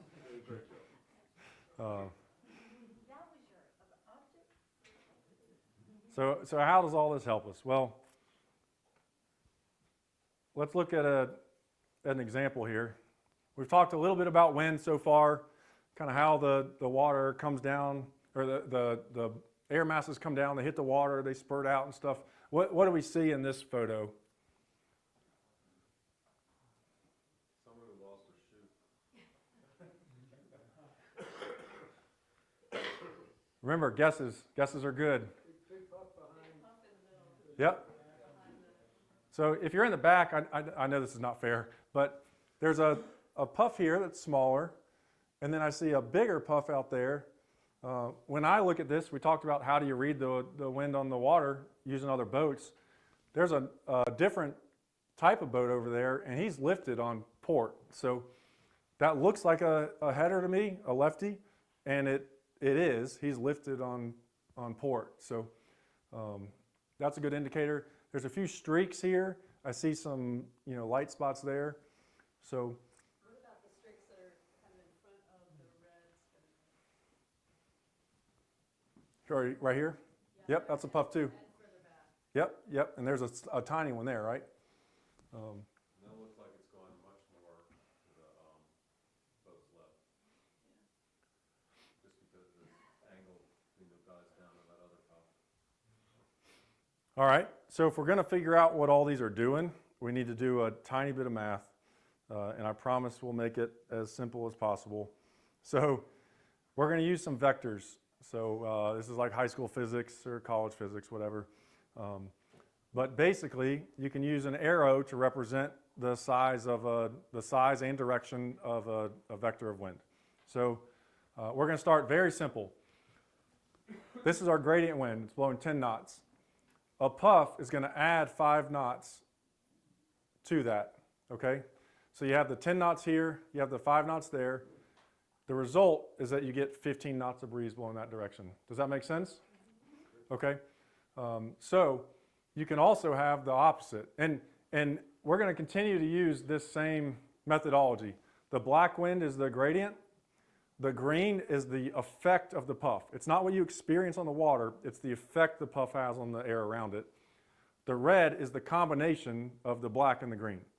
And that's what you actually experience. So it's important to understand the puff's effect on you and then also what that actually turns into. They're different things. They can be opposite each other. And here's a good example. So in this case, 10 knot gradient. The puff is pushing 5 knots against the gradient. It's going backwards. The result is 10 less 5, and you end up with 5 knots going forward. Okay? So that's the simple straight line version. Now we'll add a couple angles to it. Yeah. Can you go back a second? So on the second arrow on the right, Yep. does that mean like the green and the header? Are you selling it to a header? So in this case, there's no change in direction at all. It's let's say the wind is blowing 10 knots that way. The puff is pushing 5 knots this way. No change in angle at all. It's just countering the gradient breeze. Okay? So imagine the case where I'm here, it's blowing 10 knots this way. One of these balls of air hits in front of me and pushes air backwards this way 5. The combination of the 10 this way and the 5 this way is the 5 forward. It'll get a little more clear when you actually see it on a puff. So if we do it at an angle, it changes things a little bit. So if you have a perpendicular puff, so the gradient's blowing this way, the effect of the puff is straight up at 5 knots. What you end up with is a little over 11 knots of wind, so a little bit of a puff, and a 27-degree shift, pretty good size shift. Okay, so that's just perfectly at 90 degrees. Does that make sense? A little increase in velocity and a change in direction. A little increase in speed, change in direction. On this side, let's say we have one off axis. So the gradient is still going this way. This time, the green is harder to wrap your head around. It's not going straight up. It's not going straight forward, straight back. It's at a 45-degree angle. Well, in that case, you add the two together. The red arrow is you take the two arrows, high school physics, you put the point to tail, or whatever they call it, and then you draw the red arrow, and that's the resulting wind. So in this case, by having a 45-degree angled puff, you have a 14 knots of breeze, so more than that one, but only a 15-degree shift. So it's changed the velocity more and the direction less. What we're getting at is that you're going to take the normal wind and then figure out what the effect of the puff is at a given spot, and then add those two together to figure out what you're actually going to get. I know this seems complicated, so it's probably better shown through an example. So this is a puff, we'll call it the line. So there's kind of three styles of puff. This is where we start reading wind shifts. Get out your paper if you don't have it out right now. Go ahead, the gist of the puff. We'll give you about 20 seconds or so. What was the question I was drawing?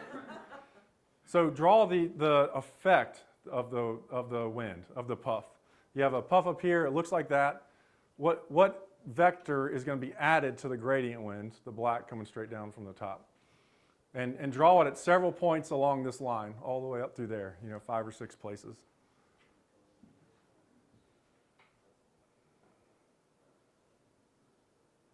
I assume the black is the gradient breeze. Yes.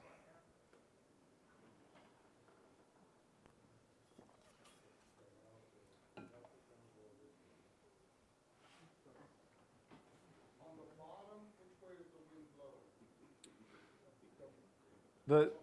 So this arrow is the gradient. That means in absence of the puff. So it's not in a good place on this one. So it's straight down. Yep.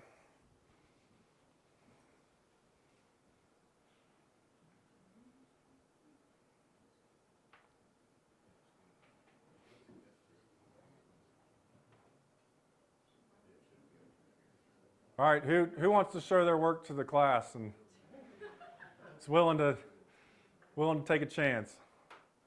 Kale? Did you draw anything? Huh? Did you draw arrows though? What do they look like? Yeah, so if you drew a perpendicular arrow that's perpendicular from your gust line back to your gradient arrow, and then you drew a line from the tail of your gradient area to the arrow to the head of your perpendicular gust line, that would be the effect of The total effect. you actually feel on the water. Right, but you're one step ahead. You did 2 steps at once. So first let's. No, you did it right. You just did 2 steps in one. So you have to show your work. That's right. So the first thing we want to do is draw the effect of the wind. So I stripped out the waves just so you can see the green arrows like we were talking about. The way I visualize this, I guess I got it from my dad. He can have credit. Is I draw arrows perpendicular to the line. And I say that's the approximate direction the wind is going to shift. So in this case, at all points along this line, it's left, left, left, left. Does that make sense?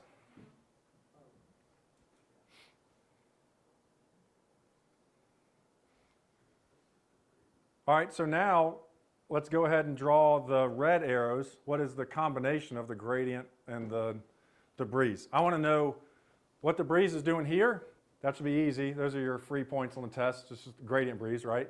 And then I want to know what it's doing here and what it's doing up there. Yeah, and just draw a couple arrows in different places of kind of what the angle and size of the arrows are. A bigger arrow is more breeze.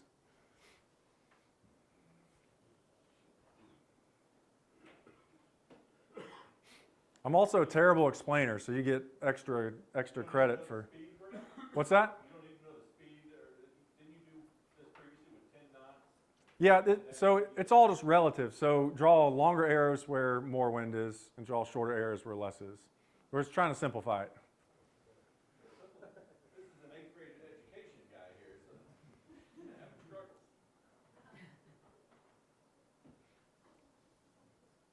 Does anybody want more time?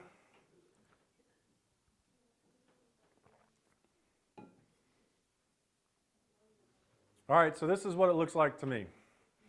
So I have the red gradient down here. These are all just normal, the same as straight down like the black up top.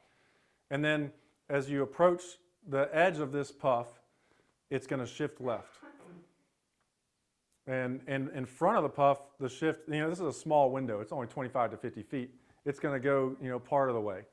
And then once you get all the way into the puff, the approximate angle is going to be a lot further left. And the key is, this is not telling you the absolute direction. This is the tool you use to figure out which way it's going to go and the severity. So when I draw angles like this, I don't necessarily mean the air is going to shift 45 degrees left. I just mean that's a pretty good size shift. In practice, it could be 15 or 20 degrees. But when I visualize it, I use these extremes to just make it easier to understand. It's a lot easier to be perpendicular to the line and say, that's a pretty good size lefty. Is that a shift or a phase? Shift. So I understand in the puff how you add the two together, but at that boundary where you're still in the lighter wind, what's the difference there? Is it gradual build? Is that what you're looking at? They're kind of mixing. This was just for simplicity's sake. We'll actually get more into what actually happens shortly. But this is just a simple example. There's a little bit of a mixing window here. When you have a very defined puff on the water, that edge is going to be a lot more defined. When the puff kind of eases into the ripples, it's going to be a less defined edge, and so that'll be the mixing. All right, we ready for another one? Yeah. All right, so this is a cat's paw, but we're going to simplify it as just a circle. So imagine the breeze is flowing left to right. I want to know, in this circle, what are the green arrows? Which ways is the wind pushing out of the puff?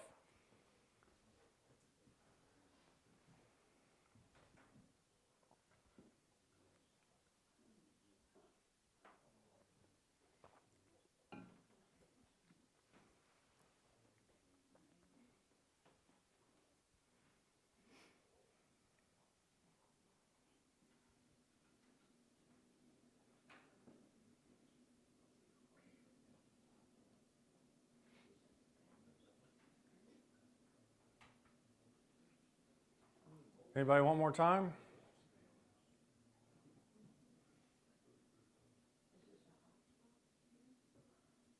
Are we ready? Coming down, What's that? circle, is the wind coming down? You're looking, On the surface. you're looking at the surface of the water from above.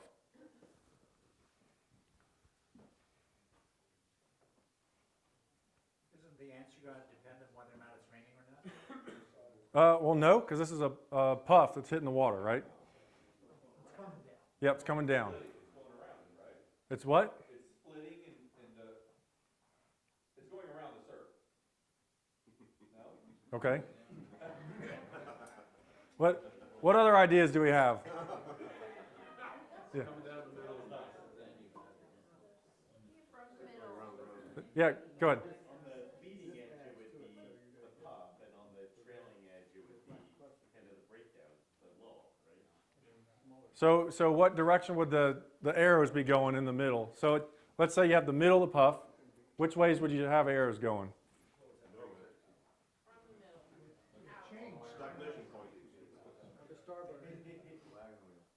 All right, I'll show you what I did, and you can tell me if I'm wrong or not. So this is the way I visualize it. So the center of the puff is going to be neutral, and it's going to go out in every direction from there. Remember, this ball is hitting the water and squishing. So as it squishes, it expands in all directions. that expansion is moving out towards the edge in all directions. How about a water balloon that breaks? Perfect. Does that make sense? Okay, so now on top of this, draw me the red lines that show what the actual wind does across that. Tell me what it's doing here, there, down here, there, all around it. As many areas as you want to draw.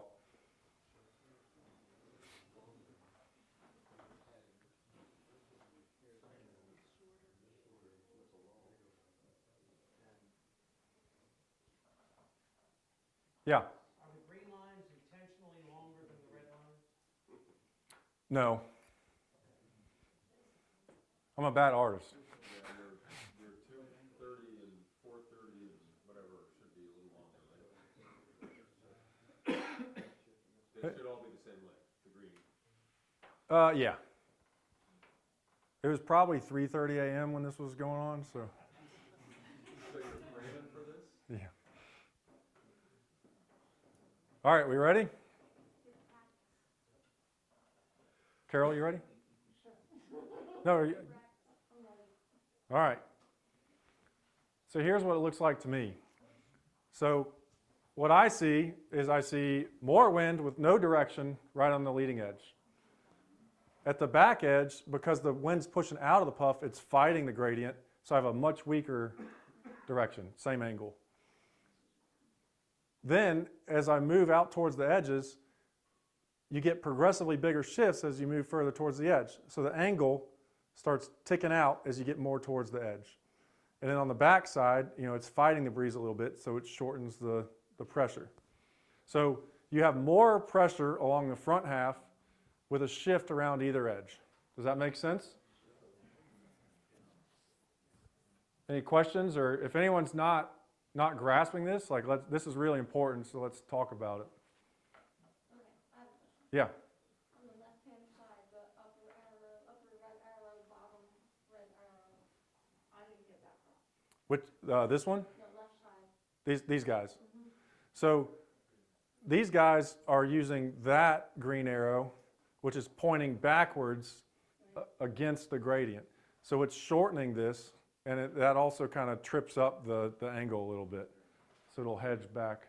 So your 9 o'clock green arrow is 10 knots. You're getting the red is causing it to be 5 knots in equal measure now, right? Because you're losing wind on that side, right? Because it's counteracting. They cancel each other out. Yep. At 3 o'clock, you're gaining the extra 5 knots in your earlier. That's it exactly. Yep. Does it? So if we were a boat sailing the windward leg, at what direction would we approach would we see the puff coming, and what does it do to us? Well, let's wait till we get there. So this is another way to visualize it. This was the way I originally drew it. That's my amateur sketch comments, but this is it just turned 90 degrees. So if you're looking up the course, this is what the puff would look like coming towards you, coming down, right? So in the front, you have more pressure flowing out, but with no angle change. The biggest angle change is right at the sides, and kind of you have a combination of the velocity, the speed, and the angle change in the middle. And everything on the back side is going to weaken the pressure. Yeah? All right, so I get the concept of I'm going to have to adjust my boat. But how often do these cat's paws also flow, or do they tend to be relatively static on the geometry of the water? Yeah, great question. So we're trying to keep things as simple as possible. The reality is they do a whole bunch of different things. They change shape. They will sometimes lift off the water and disappear. They will move straight downwind with the breeze. Sometimes they'll move at an angle to the right. Sometimes they'll move at an angle to the left.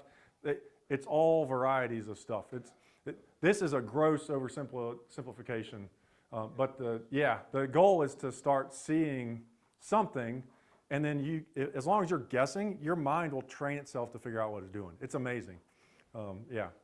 Brad, it's probably a little bit advanced, but you had spoken about it before, and that coming down at like 6 o'clock right now with that bigger vector, you're actually probably going to also feel a little bit of a lift just because it's more velocity. Yeah, yeah, it will appear, it'll be a velocity lift, but the reality is you're not lifted, you know, it's just more breeze. You have to factor that into your decision making. Yep, and we had the question earlier about what happens at the edge of puffs. So this is what's called the fan, and I didn't understand this for a long time, but it makes a whole lot of sense once you see it laid out. When you have a cat's paw or some puff coming down, if the puff is big enough, you're going to have this area that's 25 to 50 feet wide where the breeze will really shift around the puff. And then when you get into the meat of the puff, it'll go back to whatever the real direction of the puff is. So this explains why when you sail towards a puff, you get hit with a big header sometimes, and then it'll kind of lift you back as you get into the puff a little bit more. And it explains why you can miss the shift. You know, if you don't tack right on this fan edge, you'll miss the shift. If you tacked here and rode it all the way up there, you'd have a huge lift. If you go through that 50-foot area, now you're on the other side and you have a much smaller lift. So it's super critical to take advantage of that edge on days when that's happening. Any questions about that? Could you take like a little boat and kind of put it, kind of shift it around in there so we could see? How about like that?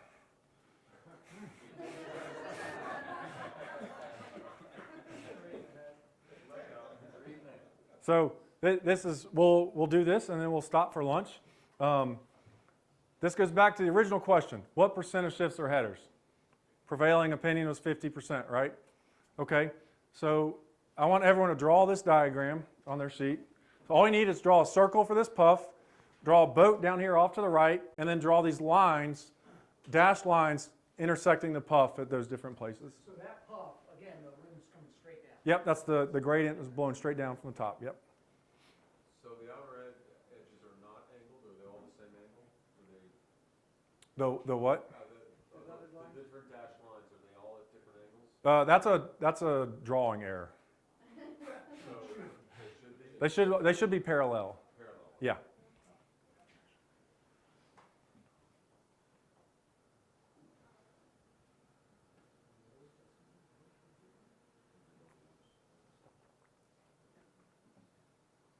Let me know when you have it ready, and then we'll move to the next step.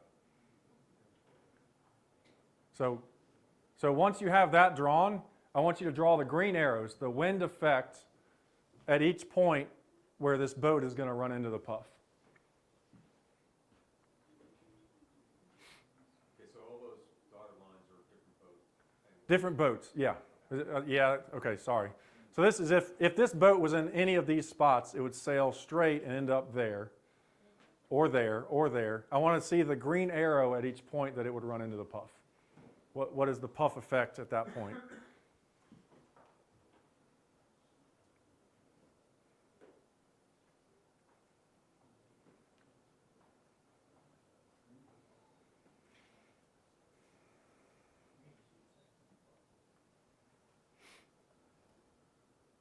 And the speed with which you finish this is the speed at which you can get lunch. So.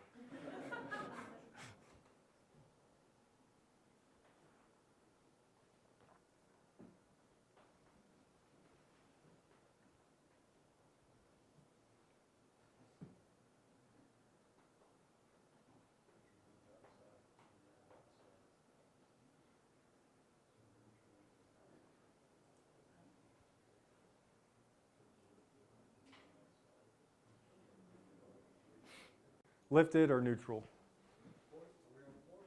You're on starboard. Again, drawing error.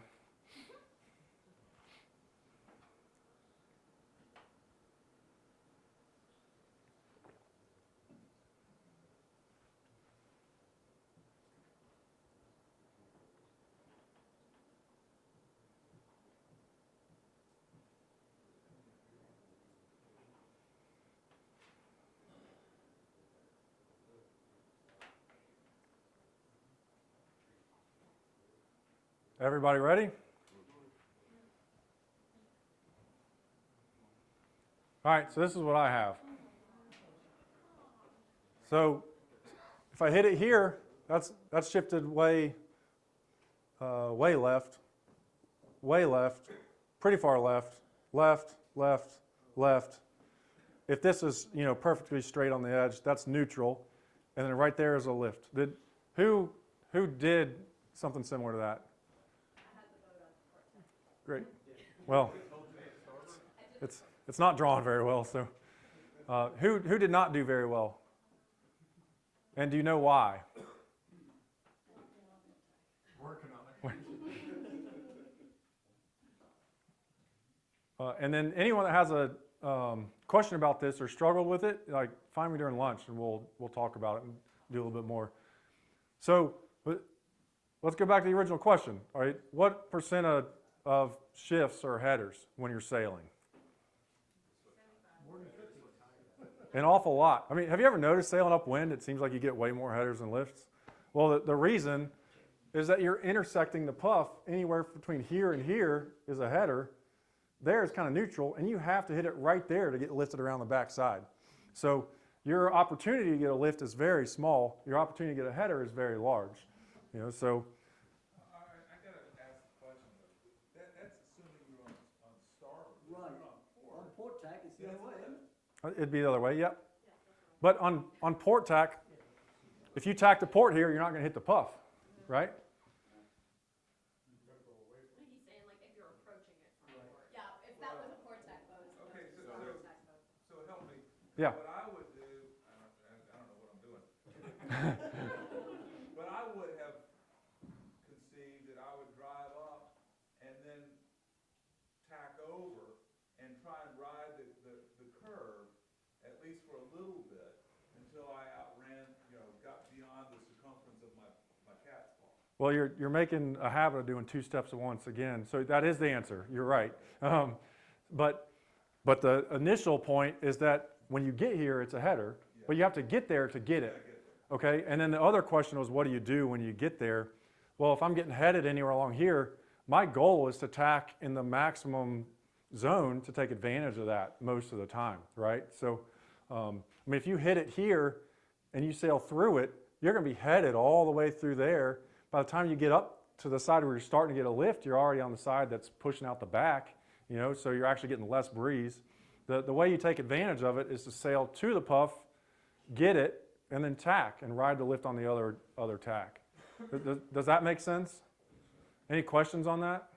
Yeah. Is that right now you're looking down, we're out there, we can't see how far that puff is.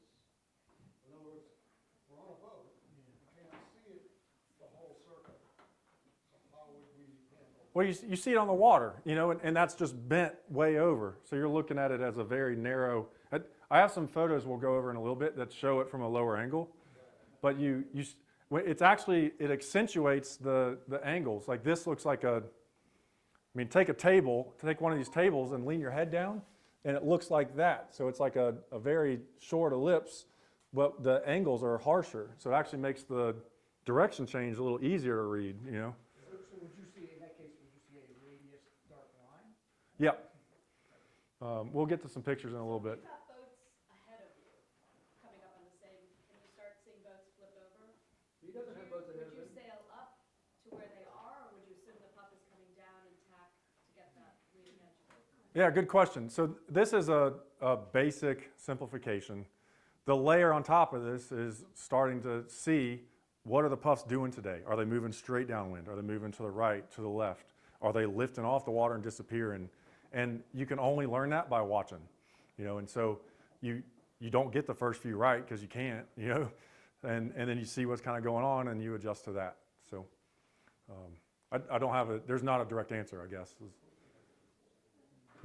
Was there a question back there? Yeah, kind of building along the lines of the first question, just what are ways to gauge that best opportunity zone of when to do the tack versus realizing you've gone too far and doesn't make sense to tack at that point? Yep, we'll get into that right after lunch. I have that lined up. So it's 12:07. Y'all want to call it 12:35? We'll start up again. Great.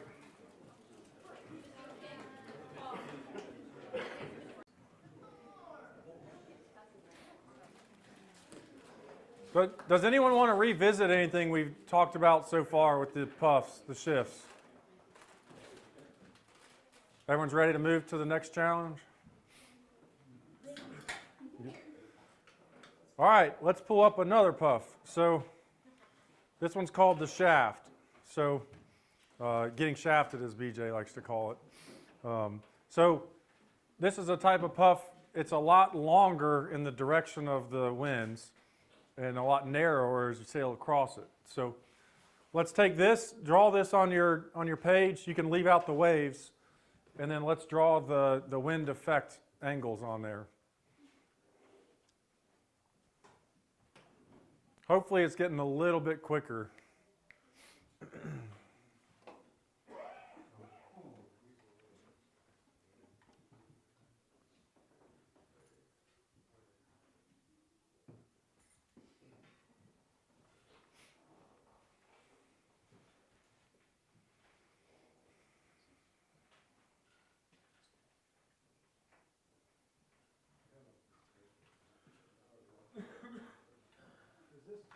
Landing and spreading like the cat's paw, or what is the nature of how the puff hits the water? Best guess. That's the exercise. How strong is the wind? About as strong as that black arrow up top.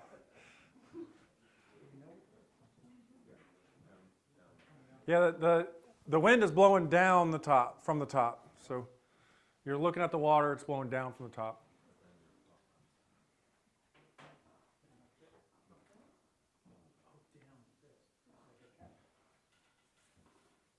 Everyone ready?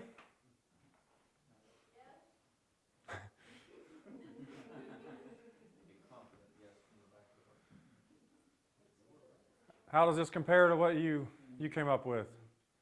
Good? Are we hitting it at a higher clip than we were earlier? Fantastic. So same concepts. The middle is kind of the core, and it's just going to go out in all directions. In this case, there's a lot more of the vertical direction, so there's going to be a lot more horizontal, and then it's going to shift the same kind of way at the ends that you're used to with a ball or a cat's paw or whatever. So now let's draw the arrows. Hey, one question on that. Yep. Those little waves in the middle, is that showing, Just that it's a puff. is less velocity or no? It's still, That's just showing that there's more. That's more ripples because it's a puff. I just left them in. It's not of consequence to the shifting stuff. All right, so now let's draw the net arrows on top of that. What's the direction and speed going to be? At the bottom, along the sides, at the back of it.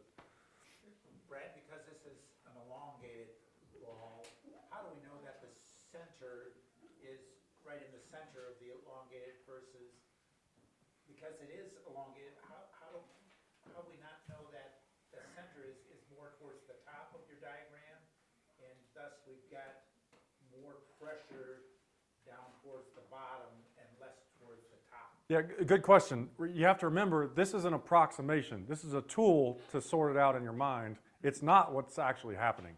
So in reality, you're right. The breeze is probably, centered there, or even sometimes it's all the way at the back, But this is the approximation of what's happening at the edges. So it's reinforced that it's coming down from the puff is coming down from up above.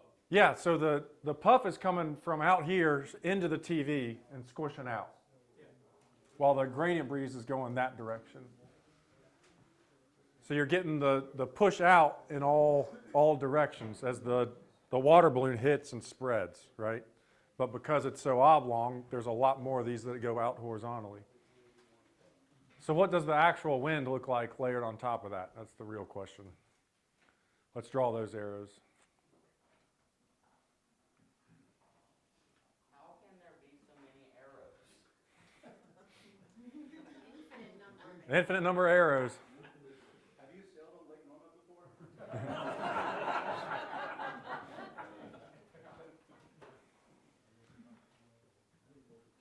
Is everyone ready? Anyone need more time? No?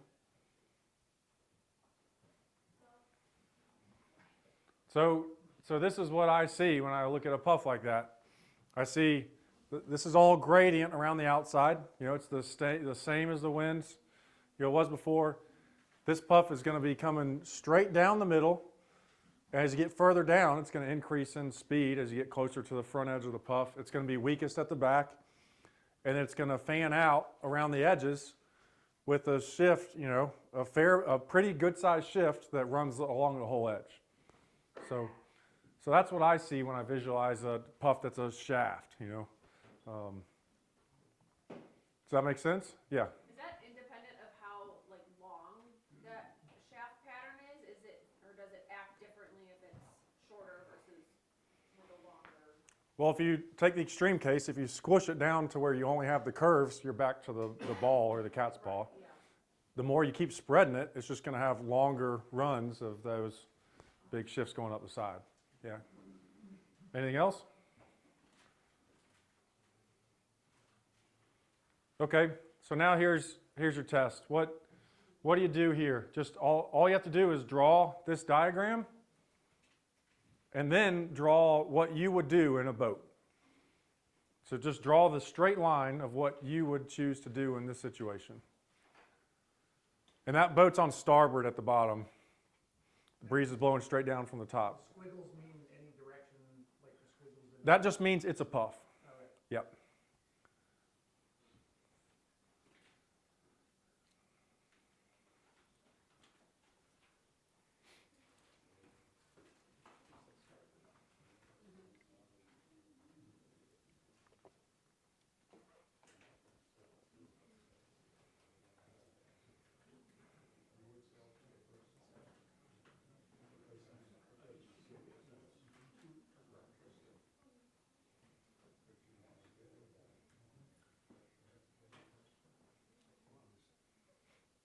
Who wants to take a swing at it? Yeah, go ahead. Sail through the first elongated one, catch the second one, and tack on port and line gust it.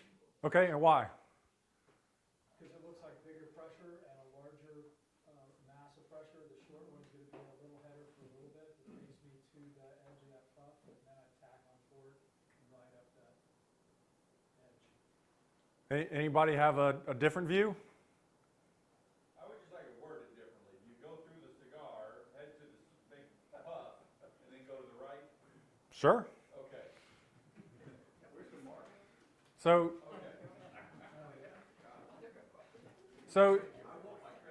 but the keys here are if you don't know how or you're not willing to read shifts, you're going to miss the whole boat because you're going to sail into this first puff and get a big header. It's a pretty good sized header, and then you're going to tack.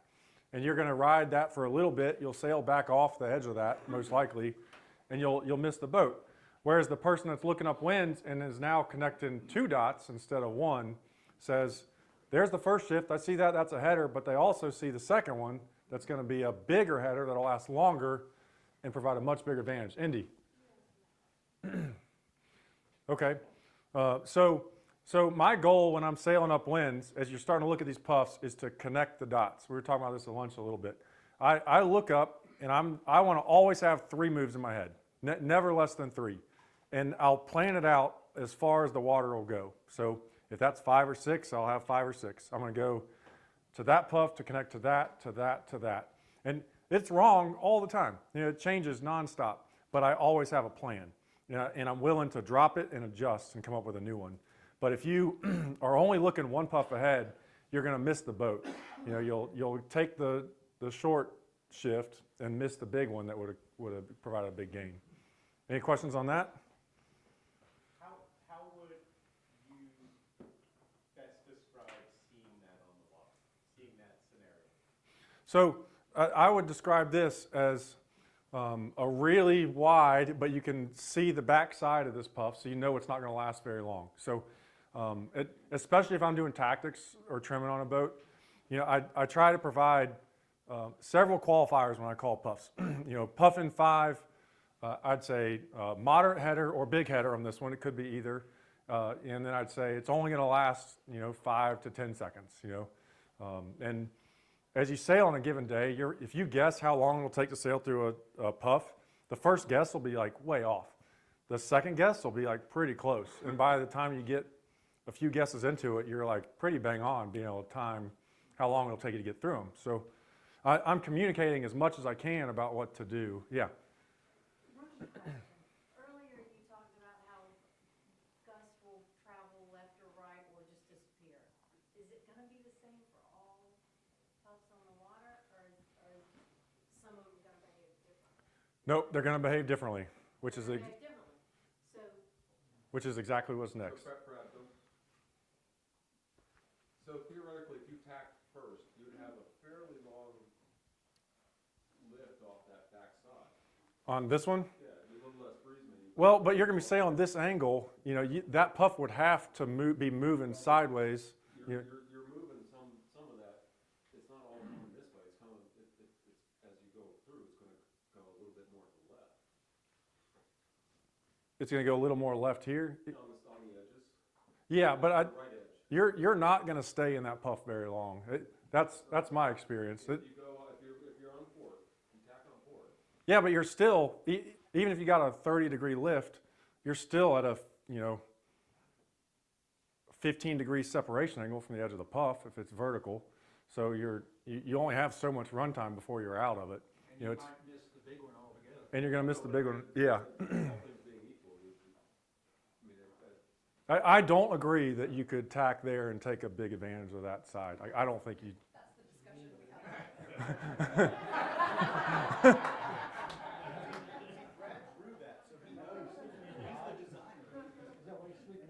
no, I mean, I guess that's, if you can see that the other has more velocity in it, you know, I guess, but there's a possibility the first one might have more. I guess you gotta look at the velocity. It's not just.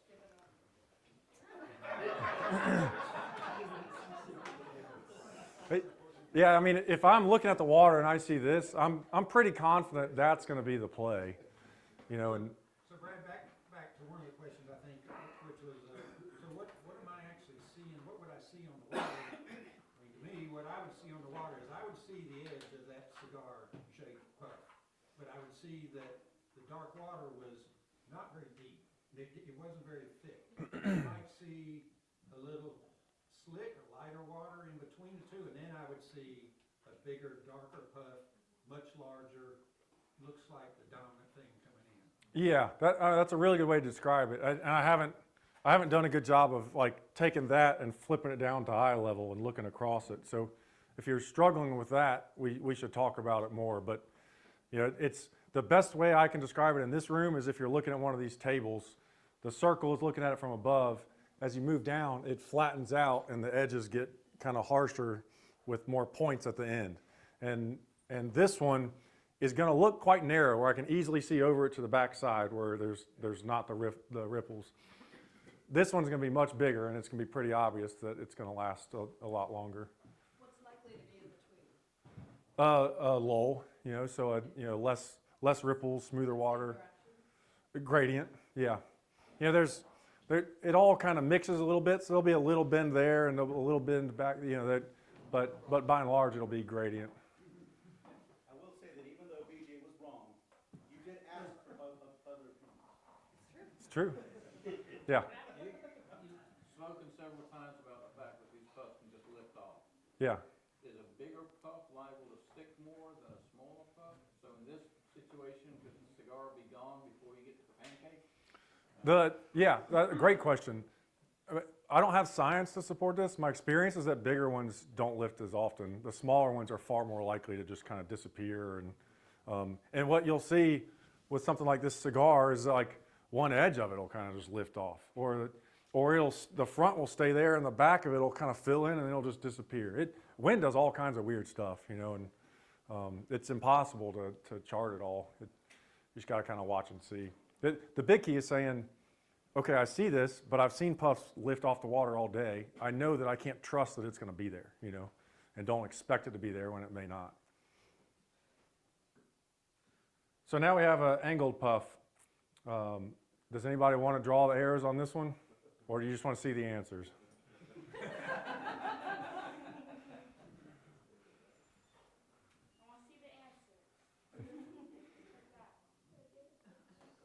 So this is the same as the cigar or the shaft. It's just, it's cocked to one side, right? And so what BJ was talking about a minute ago with this one is if this one was cocked to the side, either direction, he would have a far better chance of making use of it.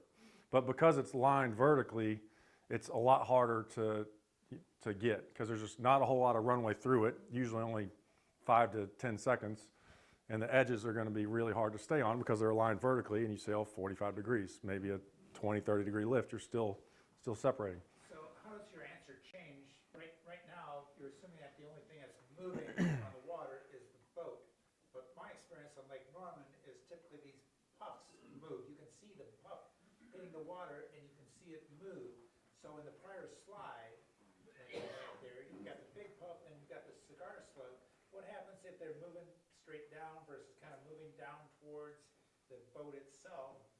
Your answer in terms of whether or not you sail through the cigar to get to the big puff, or if you tack on the cigar, depending on the movement of that puff, you may stay in a nice lift on port for quite a while. Great question. We're going to get to that in a couple slides.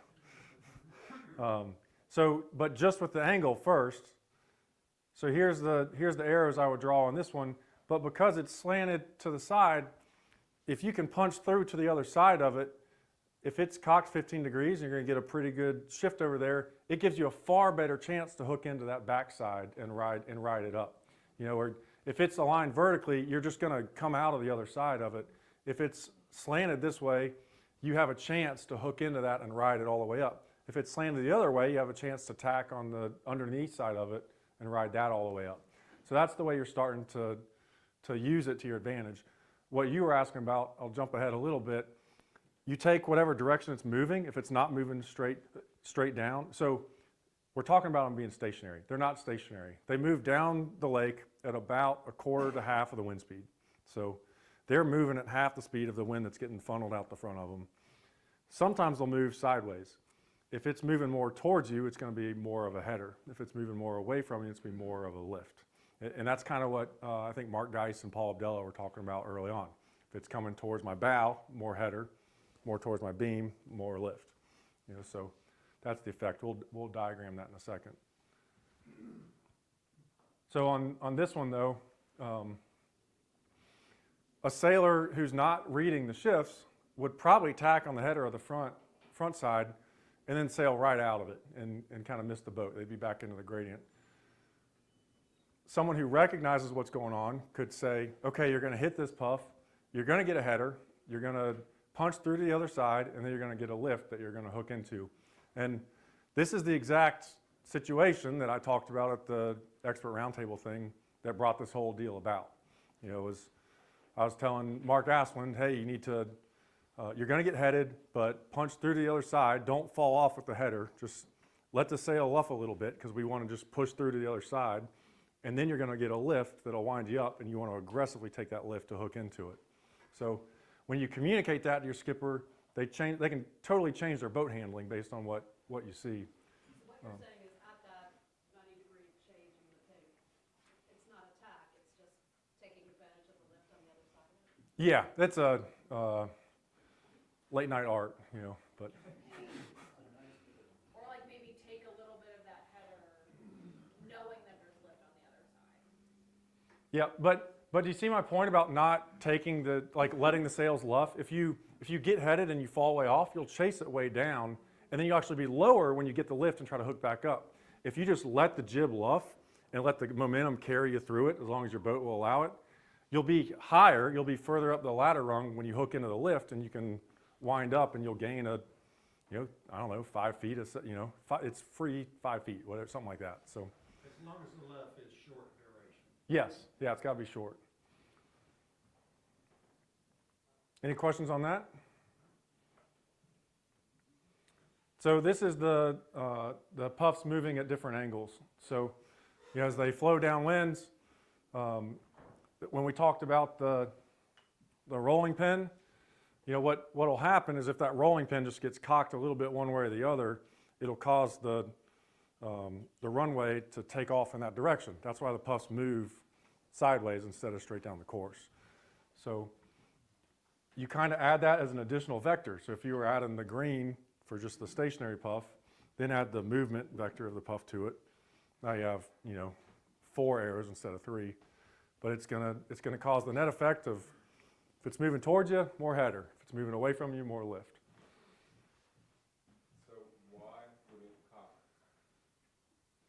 Because this line from above, as it's fallen, just for whatever reason, is twisted a little bit. For whatever reason. Yeah. I don't know why. I really don't care, But they'll all tend to do the same thing on that particular day. No. That'd be nice, yeah. Trying to organize things. I actually have a video, if we get to it later, of where the breeze is like coming out of the left side. Everything looks like it's a home run, big lefty. And then all of a sudden this like crazy puff just comes and overtakes it totally from the other side, and so we'll get to that if we get a chance. So the guidelines for these shifts. As soon as you see a puff, I'm asking a few questions. How is it going to affect us? Head or lift? What's the severity? What's the wind strength? How long is it going to last? How can we use it to our advantage? And what will it connect us to? So, what's it going to do to us? How long is it going to do that? How can I use that to my benefit? And then what can I use that to get to? If I'm just trying to take care of this one puff, I'm really likely to miss a big one coming from the other side. So when I look up a course at any given point in time, my natural instinct now is to look at the water and go bam, bam, bam. I want to get to that righty, to that lefty, to that righty. And that's kind of the normal pattern. Trying to see if we had a good example right now, but not really. So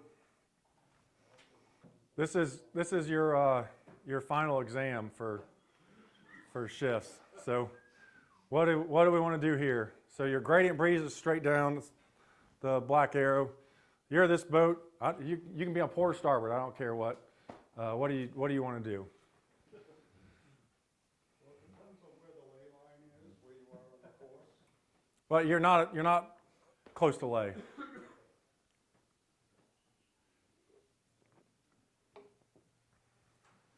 How late at night was this one?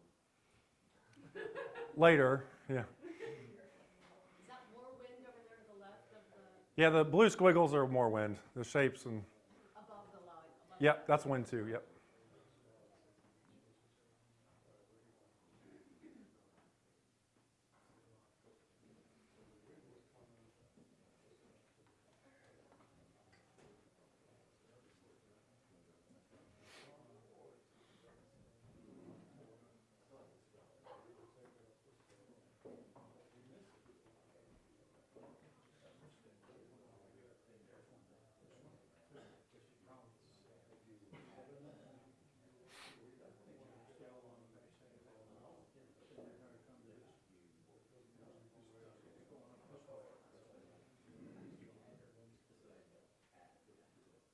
All right, who's willing to make a guess? It hasn't made one yet today. Yeah, let's hear it.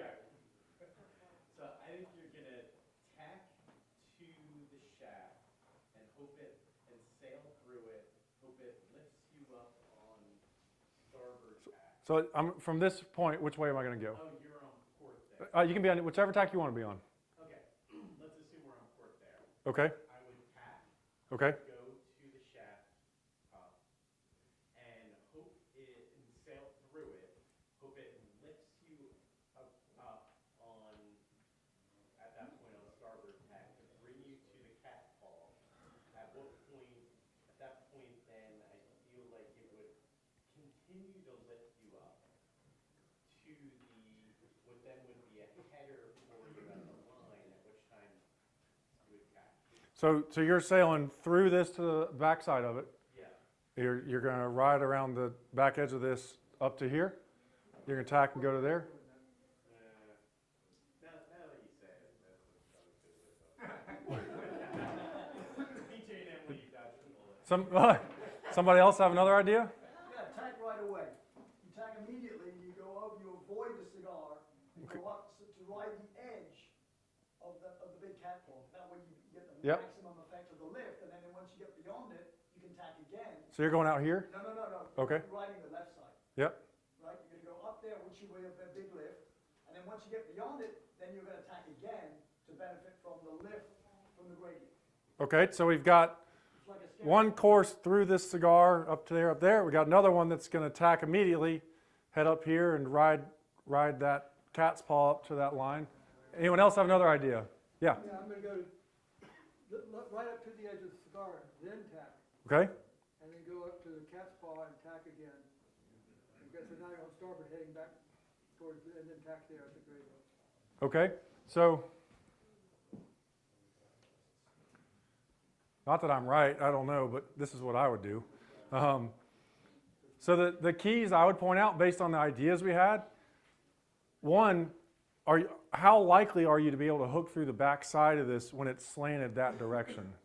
That's my concern there. I think I'm far more likely to punch through that other side, separate from the puff, and lose the shift altogether. So that's why I would be scared to go through that puff. The front side of this, great. So I can ride that up. I'm always looking to connect the dots. How do I stay in the most pressure for the most amount of time? And unless it's a sail for angle only day, I'm trying to get to the pressure and then sort the angle out and deal with it later.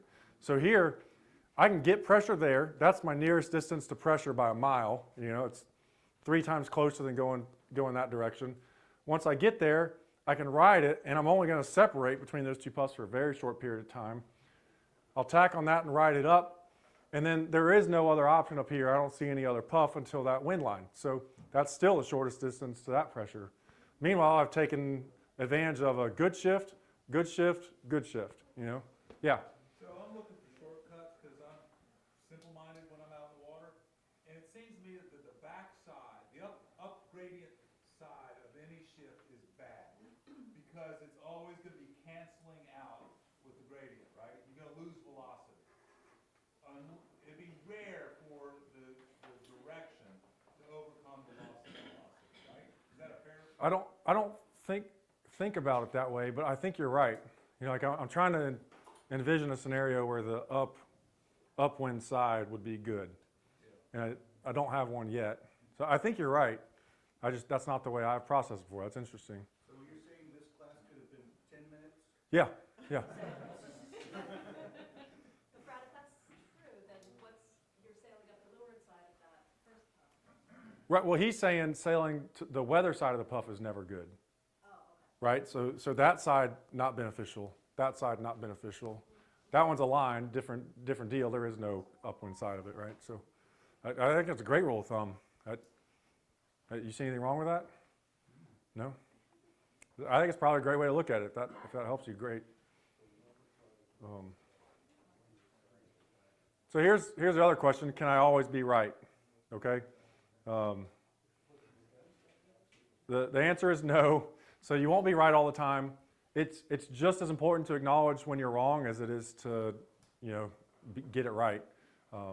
Try to learn why and apply it to the next puff. It's also really important to know when you can't predict the puffs. We'll sail some days. I feel like I'm pretty good at this, and I'll keep guessing, and I'll just say it's doing the opposite of what I think more than half the time. I just don't know, you know, and so I stopped trying to guess and just start sailing defensively up the middle, you know. And You've tacked into headers before. all the time. Brad, a corollary to that is there's not always one way to do it. There's multiple puffs out there. You may be able to hook up into the other one, especially when you say you missed this one, and there's not another one to go link into. There's other ones out there that you can go try to find. Well, yeah, right. So, you know, going back here, the only boat with this opportunity is that boat. Any boat somewhere else has a different opportunity presentation, right? So, it's not equal opportunity across the board, and other people are going to have, you know, better chances sometimes. Sometimes you'll have, you know, better odds, but it's a risk-reward game at the end of the day. So I'm always trying to balance how risky is this maneuver versus how much reward do I think I'll get out of it. And that's more of a tactics, strategy, combo discussion. So There's multiple scenarios like that one all over the course. yeah, nonstop, and they're always changing. And so, like when I say I look up, 4, 5, 6 moves ahead all the time, I'll look up and say, yeah, my plan is that. And then I'll bury my head and I'll start driving off the jib or whatever, and I'll look up again and go, nope, that, but I always have a plan of how to connect the dots of pressure. How do I get from pressure to pressure to pressure as fast as possible? And as soon as one doesn't look like it's working anymore, I just drop it and move to the next best option. Now, we're only talking about upwind. Are we gonna talk about downwind? Yeah, we'll look at downwind. It's all the same. It's all the same thing. We weren't talking just about upwinds on the puffs themselves. We only showed the boats on the upwind side, but it's the same principles. The puffs are moving down towards you from behind. That's a little bit different, but you're still. It's probably closer to 50-50 split. Headers and lifts downwind, but outside of that, it's still kind of the angle that it's going to intersect your boat will determine what you're going to get.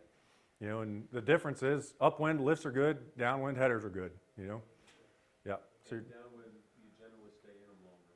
yep, you can stay in them a lot longer.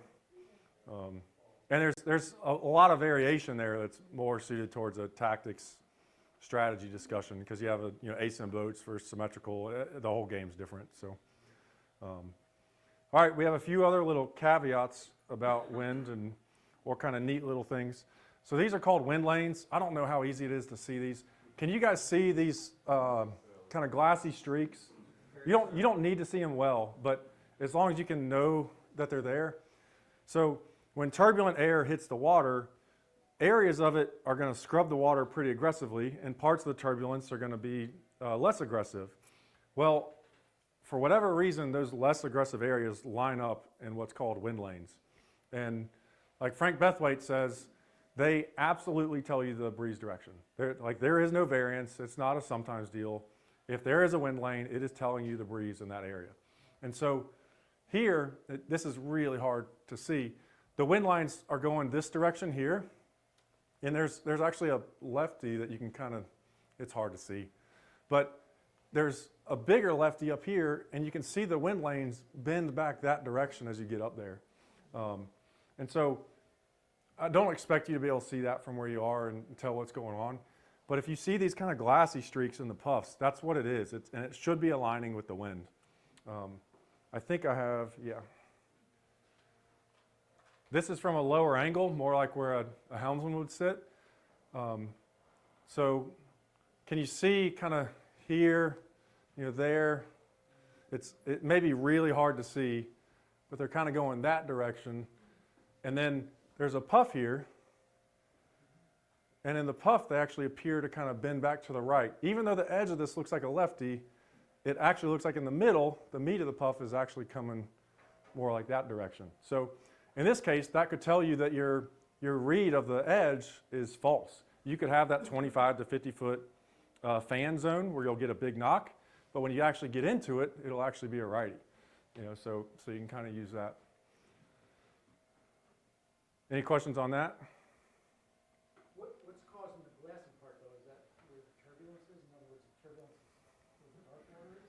The turbulence is the darker water. The areas that are not being scrubbed as aggressively are the lighter areas. I don't know why that happens. I haven't seen it explained. Do you know why? It's turbulent, it's sort of up and down. But why does it align itself perfectly with the wind? I don't know. I tend to be really big on, I learn why something is factually, and then I learn the implication, and then I drop the knowledge of the fact part and just know the takeaway. I don't know what rule number something is, but I know what the concept is, I know what the implication is, and I know what I can and can't do, and you can and can't do based on that rule. But if I get in the issue, I got to go look it up. I try to do the same thing with this kind of stuff. All right, so a few real-world examples. So we're going to look at some pictures and just see what we can come up with. So what do we see here? Can you guys see the puffs well enough to tell what's going on? If you can't, we're going to look through several pictures, so you may want to move forward. Who wants to outline what they see?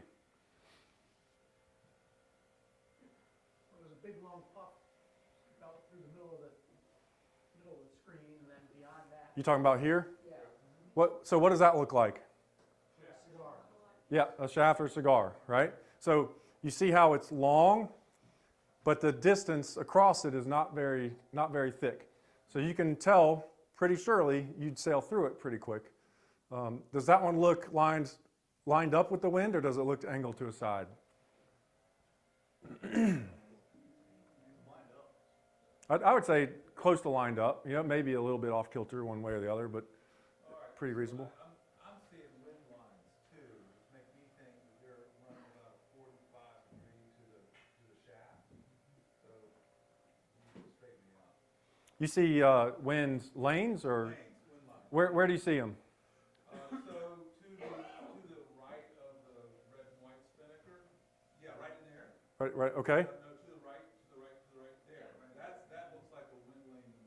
Yep. And then another one further to the right. Yep, there's one, and there's one in between the two. Yeah. I see.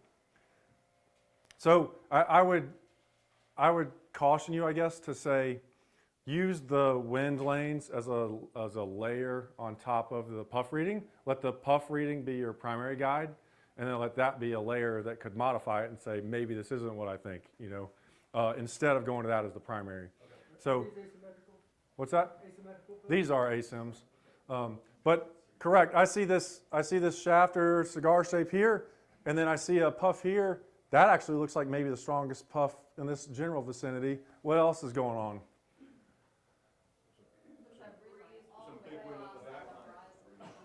This guy out here, right? And then, we don't really know what's going on right of this, so you can't tell whether there's a righty coming in or not. But if you were sailing just with this information, what would you consider doing? Sailing upwind? Upwind. Sail up to the cigar and tack, and ride the edge of that. So you tack here just underneath the cigar and right up there? Okay. What about somebody else? Anybody else?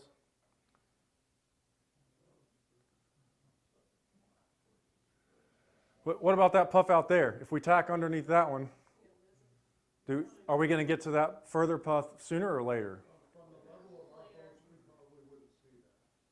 But well, I don't agree. We sail on the water.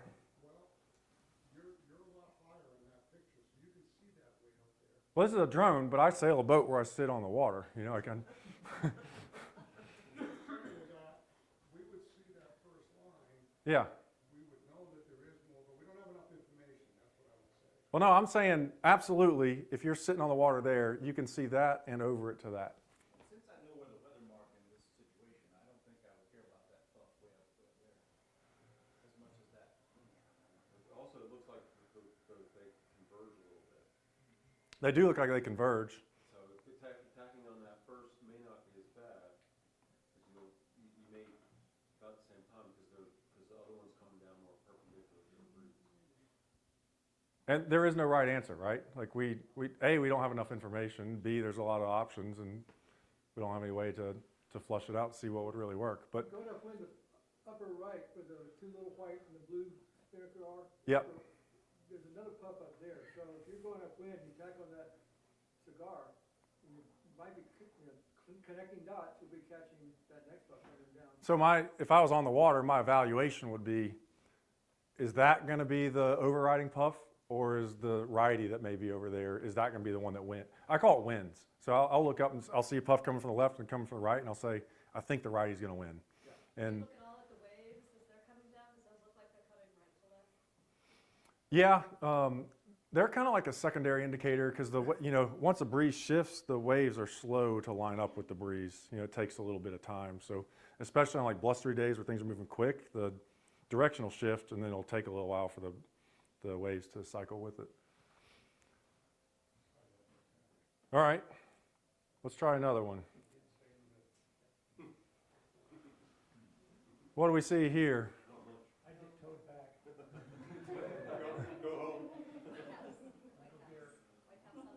a bunch of little baby catfalls up top, but this puff is coming from the right, top right. Dive early and wait for the puff to hit you. So where's the next puff forming? Is it going to be better? Are you more likely to get it sooner, course right or course left? Course left. Course right. So course right or left always means looking up the course to the right, course to the left. Right? Like on our boat, you always refer to something as course right or course left. Otherwise, you're near a mark and one person's saying right, the other person's saying left. They mean the same thing, you know. So course right or course left. Yeah, so I would be betting on that. You know, these are interesting. There's clearly, those are like the micro gusts, right? So they're kind of popping out here and there. Does it look like you could actually use that to any real benefit? No, not really. So the play is that. The risk is that there's also could be something coming here. So what I look for in these situations is the water, most upwinds, I look as far as I can and see which one starts having breeze organize first. So whichever one of those organizes is the one that's going to start dumping, and that's the side that's going to be favored, you know, the majority of the time. So like if I was this fellow here, I would strongly consider jiving. Like that's what I would do there. When you say you see the breeze organized, what do you mean? What does that look like? Starting to fill across the body of water. So we have a cove there and we have a cove there. There's breeze all the way back in there. I don't see anything in there. So I say, okay, I think it's organizing up there. It's selecting that cove to come out of. And so that's the path of least resistance, and it's going to dump and come down the right side. We'll talk about the geography in a second. What about this one?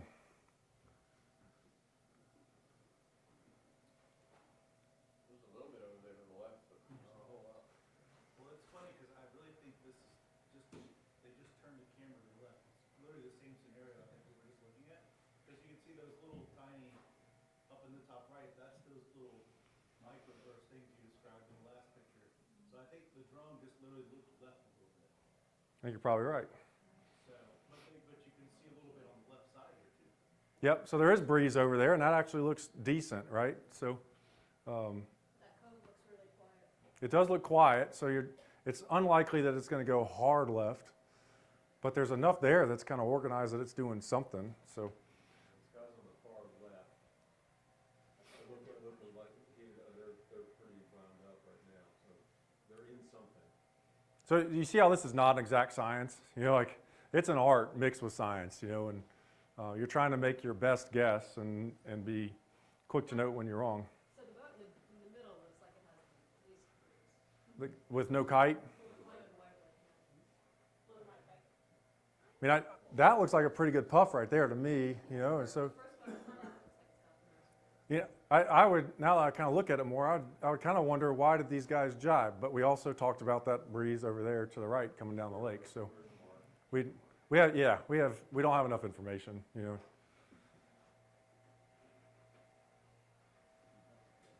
Of course, Steve gets the puff.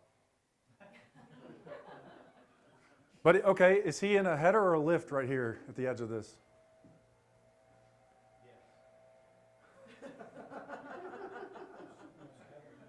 So does this look like the edge of the puff here? So that's what I would say. So the edge of the puff, the arrow would be coming this direction, which is a pretty big left shift. So he's actually in a lift right there. And so maybe he's headed towards something over there. Like you can't judge what someone's doing on the water from pictures like this. But if I only had this information, I would consider jibing because there's better pressure here. That would be the headed jibe. There's better pressure coming from the top left. Like those are the kinds of things I'm looking for. And gets back in front of the fleet. Yep. What about this? That's what you call go home. You see the perfect reflection on the water. So remember how we were talking about there can be winds without causing ripples on the water? That's happening here. My best guess is that the water is actually moving where, you know, areas of warm water and cold water are moving around, and in certain colder areas, it's not showing the breeze on the water. There's some drone video and stuff where it's got these just bizarre shapes that aren't wind-based. So it's got to be something in the water. It's lighter up there. It's also light down here. You see this? The puff is actually up there and above. All this is actually really light. So there's some kind of big cat's paw gust, up there. So Brad, I don't know if you want to get to it now or it's a question for later, is often we'll see is, like in this situation where there's breeze, it goes down, you get a puff, it goes down, you get a puff, and the lulls get longer and longer and longer until it finally goes to nothing. What is causing that? I would say whatever the main driving force is, either a lot of stability has been added to the air and it's just slowly dissipating and petering out, or the heating is disappearing. And so like whatever is exciting the breeze is disappearing, or the gradient up top is shutting off. So one of those two has to be happening for it to peter out. That looks sort of like the classic there, where you got a little bit, you get tempted, and then it goes away, a little bit less comes in. Yep. I think I got one more here. What about here? This one, I like this one because it's pretty clear to me what I would do if I was sailing upwind. Well, let's say just what do you see? There's more pressure to the right side of the picture. Okay, so you're saying more pressure here? Back row, yeah, coming your way. And then what's further up the lake? Well, before the mountains, is there a puff up there? So I see a line that runs all the way across the body of water, right? So it's gonna shift left over there. I also see pressure, a puff here. The wind lanes are right there. That was a great point. So I'm probably gonna try to lay just into this puff. Should be a right shift. Ride it up until I get to the wind lanes or the line, up top or left. But I am trying to use this pressure to connect to that. I would not want to just sail through the lull to try to get to the line. So now you're sailing down, let's take the aspect of this boat. Sure. Would you jibe here? No, I would not. So but I see why you're saying that. Yeah. So what I would do is I would ride this pressure. This is immediate. I have this. If I jibe, I'm going to leave it. So I would stick with this. That line's coming down the lake. It's going to move down the lake as time goes on. So I'm going to wait until I have an opportunity to use this puff to connect to that, or it's just going to override me. When I get that, I'm jibing. You might head up just slightly to get a little bit more, it looks a little bit more to the right, but that's about it. Yeah, Put your chute up, probably go up. that probably would help. All right, so we're going to talk a little bit about geography. This stuff should be fairly quick. This is surprising. So, at least it was to me. If you take the winds aloft, all the way up, a boundary layer, it's blowing a certain direction. Well, because of the rotation of the Earth, the Coriolis effect, as the breeze gets slowed down by drag, it gets pulled left. So, just trust me, it does. So over land, the breeze is further left than it is over water. So in this case, the gradient wind is blowing straight up. The breeze on the water it's normally about 17 degrees. It's pulled left. Over land, it's pulled an additional 20 degrees or so. So you have a difference in the angle because of the dragginess of the surface. And that creates differences that really matter to lake sailors and anyone that sails near shore. So that's one way to look at it. We can flip it around this way. Sometimes this makes it a little easier. So, I'm in the southern hemisphere, does it still go left? no, it's the opposite. Yeah. It actually says northern hemisphere there, but yeah, this all only applies in this hemisphere. So this is looking at it from the opposite direction. The gradient breeze is coming straight down. It's pulled a little bit left over water, about 17 degrees. It's pulled a lot further left over land. Okay, so the question is, why does that matter? Well, the reason that matters is that as air transitions from over land to over water, it's going to change the angle it has. So in this case, it's been pulled pretty far left. It's going to slowly bend back to the right as it gets further out over water. Now, what's interesting is that this is cold lands, warm sea. You don't worry about this. Which type and the numbers, they don't really matter. But it's a long distance.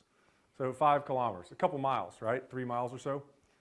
Well, if you change that to warm land, warm sea, all it does is take 1 kilometer for it to reorganize.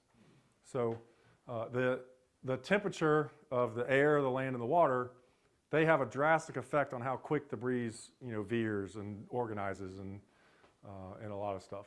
But know that sailing towards land, as you get closer, it's going to bend left.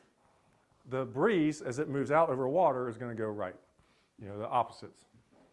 So when you're sailing, that means as you approach shore, it's going to bend to the left.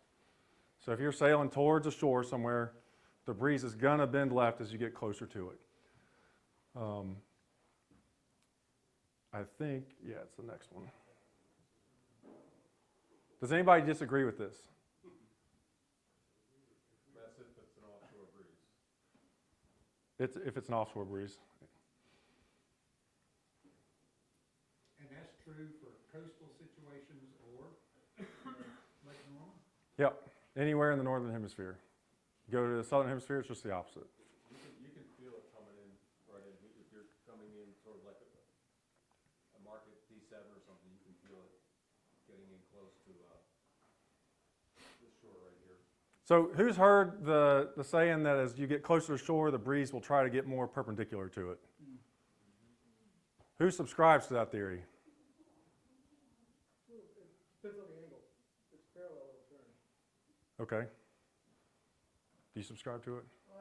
I've noticed it. I've noticed it. So that's actually not true. It's just like I don't know how it caught legs. It's true half the time, so maybe that's why. But it doesn't matter whether the wind is coming from, left of square, kind of square-ish, right of square. The breeze is always bent further left as you get closer to it, and it's further right as you get further away from the shore. And the reason is because there's drag over the land. There's no physics-based reason you could explain why it would grow perpendicular to the shore. Like, none of that works. It's the twisting of it due to the drag that's actually causing the issue. One last thing on this I want to talk about. Was there a question on that? No. Wind shear. So who's experienced wind shear when sailing? Everybody. Who knew they were experiencing wind shear? So wind shear is when the angle of the wind's low on your boat is quite different than it is at the top of your mast. So the twisting we're talking about, the going from further left to further right, is happening in the span of 20, 25 feet, quite rapidly instead of normal where it takes a lot longer to do that. So that causes the angle of your sails to need to be quite different from tack to tack. One side needs to be very east, one side needs to be very tight. What's interesting is that it's always on port where you have to trim really hard. So because the breeze is moving right quite quickly, you need to be trimmed really tight on port to get the leech pulled all the way around so it's not luffing in the breeze. Whereas on starboard, it's the opposite. It actually needs to be more twisted to get open so it can match the breeze twisting further right. So if you're ever sailing one day, the way you know it is you're sailing and you just can't stall the leech tail on your main on port. You keep cranking and it won't stall. Then you tack to starboard and you pull it a little bit and just stalls completely. Then you realize, okay, I need a lot more twist on starboard than port. That's wind shear. So that's something that persists. The shear is Yeah, it'll usually exist for a day or at least several hours. It's not like a come and go thing. Like it's pretty, when you have it, it's there for a while. Is that what you meant? Yeah. So if you're just sailing around, how do you know that you're experiencing wind shear? If you have to twist your sails on starboard a lot more and trim them a lot tighter on port to get them to flow the same. It's like if you're trimming your tail to stall 50%, on port you'd have to crank it. On starboard you'd have to ease it way more than you would think. That's how you tell. And Is sail trim the only thing that you adjust if you're experiencing? Yeah, that's all that matters. Because you're trying to mate the sail to the twist, so right? So if you have a 20-degree twist, you're trying to create that twist on one tack. On port, you really can't, so you're just trimming the crap out of it, trying to get as tight as you can to best match it. So that's why that day I just felt slow on port tack, I was. Probably, yeah. And the only reason it matters is because you need to trim a little different, and you only recognize it by trimming a little different. So it's kind of, And it's just that your top telltale is your most critical indicator. yeah. And you always seem smart when you get on shore, and you're like, oh, there's a lot of wind shear today. Did you see that? And I had to trim it hard on port, you know. Just make sure it was. Yeah. In that situation, would you move your jib cars different on port and starboard then? So back on port to flatten them out and more forward on starboard? If you're in a boat that moves them much, yeah, absolutely, yeah. So this is where this starts to get interesting. We're going to talk about convergence and divergence. I think this is pretty cool. So we talked about the breeze gets pulled left over land, right? Okay, so out here, the breeze is right. You know, it's doing what it wants to do. Over the land, it's pulled left. Well, those two arrows are pointed towards each other. They're converging. That's convergence. You remember how the arrows add up for the shifts? It's the same thing with convergence. So that added to that creates an area of stronger wind that's usually 100 to 300 yards wide, you know? And it's always, if you're standing down here, if you're looking upwind, the left is always stronger. That's convergence. It's always convergence on the left. So that explains why when you look up, you know, if the breeze is blowing out of there, it often looks pretty good over on that left side. That's why there's a convergence zone over there. It's not a straight line, so it's kind of mixed up and, you know, hard to take advantage of, but that's why the breeze looks good over there a lot. It's also why it looks light on the other side. We'll talk about that in a second. Hey, Brad. Yeah. So, up in, like, say, coastal bays, where, you know, in the morning you might have a mainland breeze, and in the afternoon the sea breeze would fill in. When that happens, you just have a dead spot in the middle of the bay. Would you consider that a convergence of breezes coming from effectively opposite directions as well?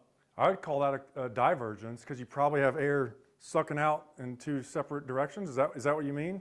Or they're actually hitting each other, And then going up? presumably. They have to go somewhere, right? So I mean, so it's just like you'll have a good sea breeze closer to like a barrier island, and an okay land breeze towards the mainland, but in the middle of the bay, it's just a sheet of left. So that would be a divergence, or would that be a collision?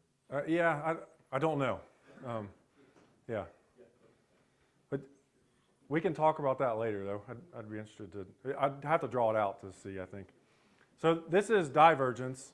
So over land, the breeze is pulled left. It's going away from the water.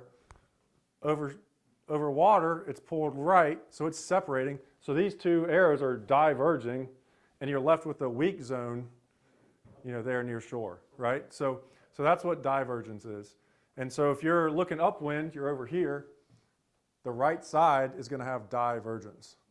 And if you're ever sailing somewhere that has a really good corridor, like a river or something, and it's blowing straight down it, it's pretty amazing to look at the left side, and there's better pressure, right side worse, middle normal, you know, with puffs and stuff.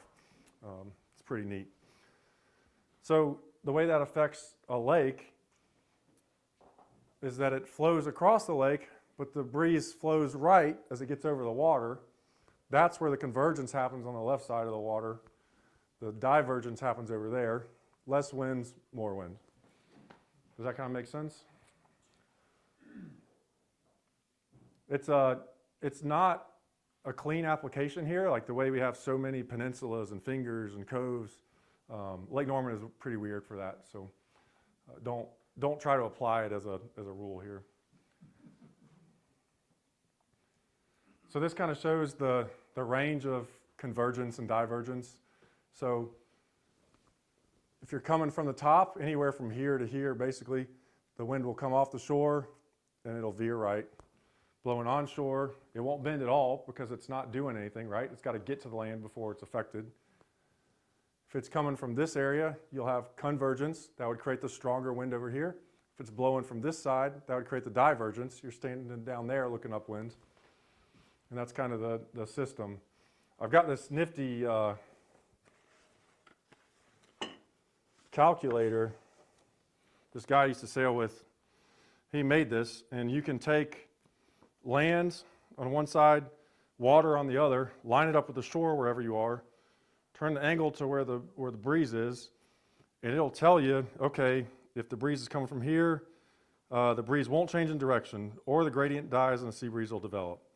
Well, if it's coming from 30 to 75, the wind will veer to the right. So it'll go to the right, and then it'll settle somewhere between 210 and 230. You know, like, and so all this is based off of, you know, there's some quadrants and other stuff, but you don't have to be there to do any of this. You can actually tell ahead of time the way the wind will behave.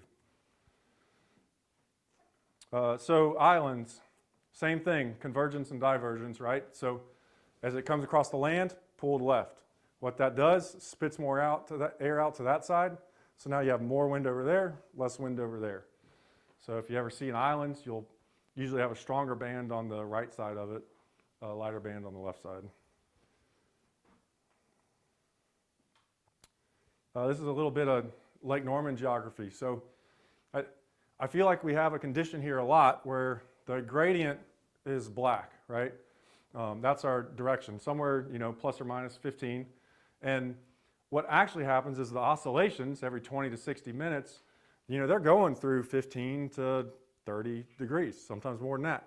Well, as they do that, the breeze is trying to find the path of least resistance. So as it moves this way or that way, it's actually organizing on the water and then dumping out on one side. And then as it swings to the other side of the oscillation, it'll organize over here and then dump out over there. So when you're racing, I'm looking for which side has the next real, it looks like real wind. It's, you know, totally covering the whole body of water and starts marching down. That's when I know the oscillation has moved and it's going to probably take over for the next good period of time. Yeah, and then you also get this mixing zone here where even if it's coming out of there, there's going to be some relief from the other side. The island, you know, or the land plays a big mess in it. So there's a lot of variables there. I feel like we're better off moving down here and sailing to there instead of trying to push it, you know, so far up towards the island. But that's just me. And then this is kind of interesting in summer. So this is called a lake breeze. So let's say everything's totally still, right? No gradient breeze or anything. Things start heating up on land. It's pulling air around all sides. You start getting breeze around the whole edge of the lake. All the breeze is flowing out towards the shore. But it's creating this low pressure in the middle with no air to backfill it. So it finally sucks all the air out, and then it reaches a breaking point, and it all just collapses on itself, and it goes dead calm.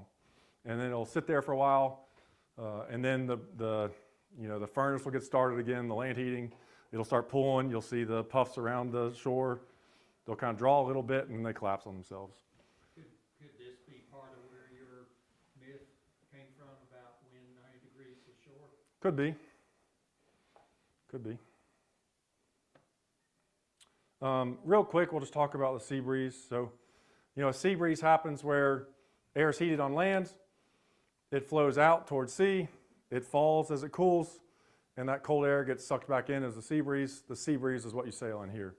The part that is really interesting to me is that you have to have a sea breeze. You have to have a gradient wind opposing the sea breeze for it to work. So in this case, if the gradient is blowing towards shore, and then all of a sudden you get a breeze doing this down here, people tell you all the time, like, oh, the sea breeze kicked. It wasn't the sea breeze. You know, like the sea breeze is another pregnancy thing. You're either pregnant or not. It's either a sea breeze or it's not. You know, it's there is no middle ground. It's not like a half sea breeze, half gradient. So it requires the breeze up top to oppose it to return the air. You need a cycle going both ways, right? If it was all coming this way, it can't come this way, go down, and get accelerated and returned. You know, like there's no replacement in that scenario. So it needs the counterflow. And you can have a gradient breeze 20 to 25 knots, the opposite direction, and a sea breeze will still kick. You know, And when you see that, the clouds up top, they're ripping the opposite direction. That's how you kind of know.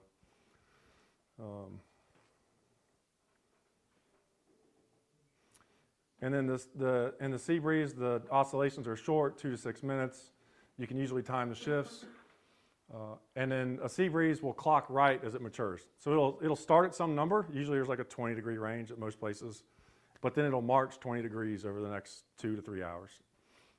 So it's usually not enough to make a decision on, but that's all right. Okay, we're getting close. Let's take a 3-minute break, and then when we get back, all we have is like weather and forecast stuff, and then we can look at a couple of videos if we want. So let's take 3 or 4 minutes. Key, this will actually be pretty quick, is to determine today's pattern. So is it going to be light air or breeze, right? Or is it going to be a sea breeze or a funneling wind? Light air, less than 6.5 or so. Breeze, 6.5 or more. Light air, shallow, laminar type, boundary layer. You're looking for puffs. Breezes, deep, turbulent boundary layer, long oscillation period. May or may not be stabilized by an inversion, so puffs could be semi-regular or not regular at all. Sea breezes and funneling, shallow, turbulent, timable, stabilized, all that. So the next question is the pressure system. Are we in a high, a low, or straight isobars? And there's a scoring system we're going to use to do this. So the way you determine this is the curvature of the isobars. All you need to know is where we are. Are we in a high pressure system, low, or straight isobars? Easy enough. Smack here, that'd be a high, right? You see how these are still, the rings are still, circular. So anywhere out here, this would all be a high, all the way out here. A low's over here. This would be a low. And straight isobars would be the areas where it's not really moving between the two. So all this area in here, that would be a neutral straight isobar situation. Up there, that's straight isobars. That, it's still, even though it's curved, it's so parallel, I would call that kind of straight isobar. So you don't really need to know what the effect is. All you need to know is which one of the three you're in. And then you need to know, is the water warmer or cooler than the air? When the water is warmer than the air, it's causing unsteadiness in the wind speed. Expect local differences in speed across the course. So the wind speed is going to vary. Little predictability in oscillations. It'll do things you don't expect. And boats you sail for pressure typically win. So that's the key. And cooled air, is when the water's cooler. It's pulling energy out of the puffs. It causes steadiness in the wind speed. All wind speed differences are associated with shoreline effects. There's not much of a gust mechanism. It's really pretty steady. It's just changes in angle. The shifts will be patterned, and sailing the advantage direction is all important. Whoever sails the numbers best will win, not who sails for pressure, because there's not a whole lot of pressure. So then when you look at each day, you ask the questions. What's the pressure situation, the synoptic situation, high, low dominant, straight isobar? Are we in gradient winds? How deep is the boundary layer? And you don't need to know numbers, just deep or shallow, What are the temperatures, the air, water? Where's land going to be related to that? What's expected to change coming up quickly? And then you calculate the stability index. So the stability index is probably one of the first things I learned to use that was super useful. The most surprising thing was like when I worked with the Paralympic guys, I would say, well, here's what I think will happen. Here's what's not going to happen. They came back and said, by far the most valuable thing you've told us is what not to expect. When you say, if we think we see a pattern, not to believe it, that's the most useful information we get. And I thought that was kind of cool because it saved them from a couple times saying, it's doing a regular pattern, it should do it again. And they said, no, it shouldn't today, and it did break into irregularity. So the stability index is quite simple. I'll make sure you all get a copy of the presentation if you want it, so you can pull it out of there. Don't worry about writing it down. But you calculate based on the pressure system here. So everything's scored 1 to 3. 1 is the least stable, 3 is the most stable. So low is the least stable, high is the most stable. The thickness of the boundary layer, is it a gradient, a sea breeze, or a funneling? Here, always a 1. The surface heating, is the air cooler than the surface, or is the air warmer than the surface? So air warmer than the surface, cold water, that's going to be the most stable. Warm water, least stable. So that's pretty straightforward. So you take those 3 and you add them up. So let's say you have a score of 3 to 4. You would expect major unpredictable changes in wind speed and direction. Assume no prediction is possible. Sail for pressure. Okay, easy enough. 5 to 7. If the air is colder than the surface, expect modest and unpredictable changes in speed and direction. If the air is warmer than the water, expect modest and unpredictable changes in direction with little change in speed. If some regular veers or backs occur, expect them to break into irregularities, stay defensive. So that's where you might see patterns that seem to be real that aren't. 8 to 9, expect uniform wind speed, expect the pattern to be predictable. So, I mean, that's all well and fun. However, to get a score of 8 or 9, you can't have a gradient wind. So at Lake Norman, you're never going to have that. So if we go back to figuring out what we have today, does anyone know if we're in a high or low pressure system or straight isobars? We're low. So we'd be a 1. We'd be a 1. Anyone know what the temperature of the air is compared to the water? What's that? Equal today, so we 2. So 1, 1, 2, that'd be a 4. So as we go back, score 3 to 4. Expect major unpredictable changes in speed and direction. Assume no prediction is possible. Sail for pressure. So that's the way it works. It's very, very simple. Any questions on that? Don't tell too many people about that. It's pretty slick. Forecast. People ask about forecasts a lot. So the models matter. Sail flow seems to always be very optimistic. I guess they want you to get excited about sailing. Yeah. So I look for patterns, not absolutes. The timing on stuff is plus or minus 6 hours to me. And I don't look at it as like at 3 o'clock it's going to go 20 degrees right. I want to know what to look for to indicate a change. Like, does it show? Well, it's not on. Yeah, here it is. Does it show cloud cover corresponding to an increase in pressure maybe or something like that? So I'll know if I see the clouds approaching, that's also when the pressure should increase. It doesn't matter whether it's plus or minus 6 hours. I know the change that's coming. I use predict wind. So this is what predict wind will show you. So it's got like 8 models up here. That's the regular wind. That's the gust, for I guess 6 or so. But it lets you see a bunch of models all next to each other. So you can kind of look for patterns. The more consensus they have, the more accurate it probably is going to be. I kind of discard the outliers, the highs and the lows. It's pretty good at giving you a rough idea. It's great. You can pick a location. You get 2 free locations, so you can pick LNYC and change the other one to wherever you're going sailing. It's been the best one I've used. Where do they read it from? The models. Yeah. Is there? So it's the North American model, the European model. PredictWind has 2 models that put their own layers on top of those 2 models. They're not reading it from a weather station on the. Oh, no, these are all models. So it's all using some weather model. Yep. None of it is observation based.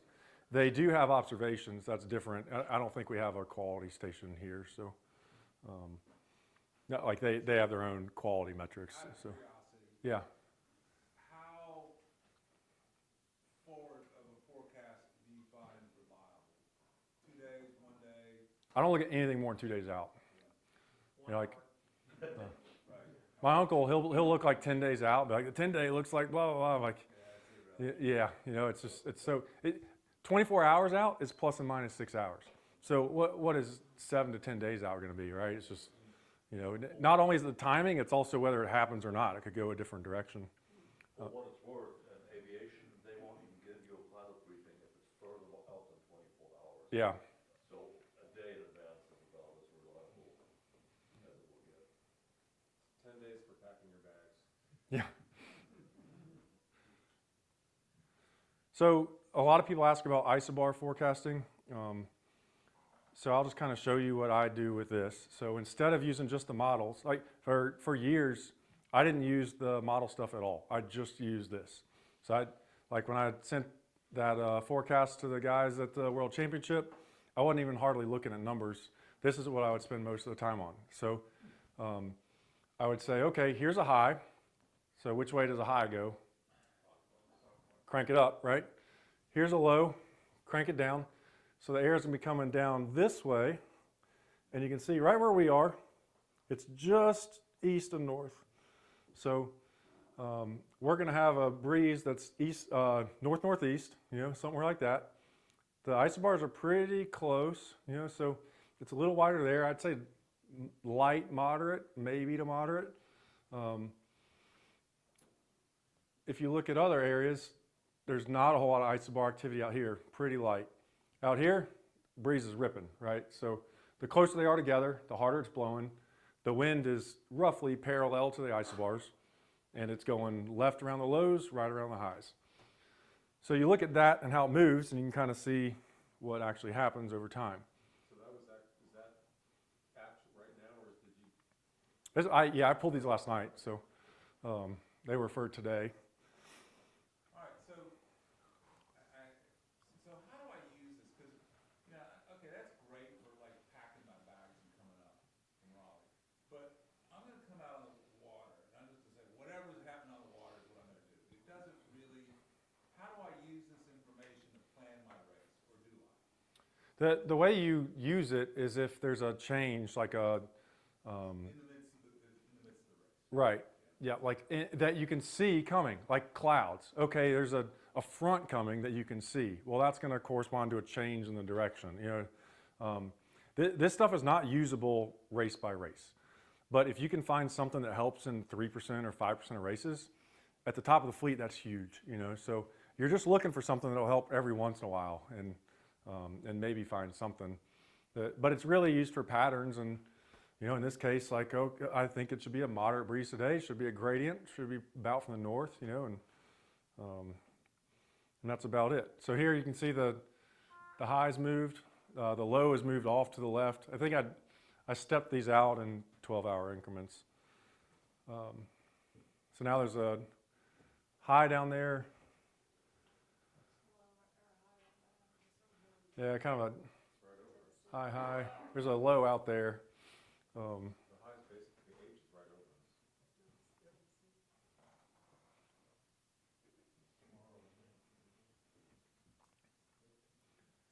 So that's a pretty big high down there. So it's, there's actually, the isobars here, they kind of squeeze together a little bit. So there probably will be a decent, southwest breeze, west-southwest, something like that. But there's not much breeze here. So there's a real risk if it pushes a little north, all of a sudden we have like no breeze at all, right? If it goes a little south, it could blow a little harder. Yeah, I mean, this is out a couple, I don't know how many hours out we are at this point. But all that really matters is just the steps through it and kind of seeing how stuff moves.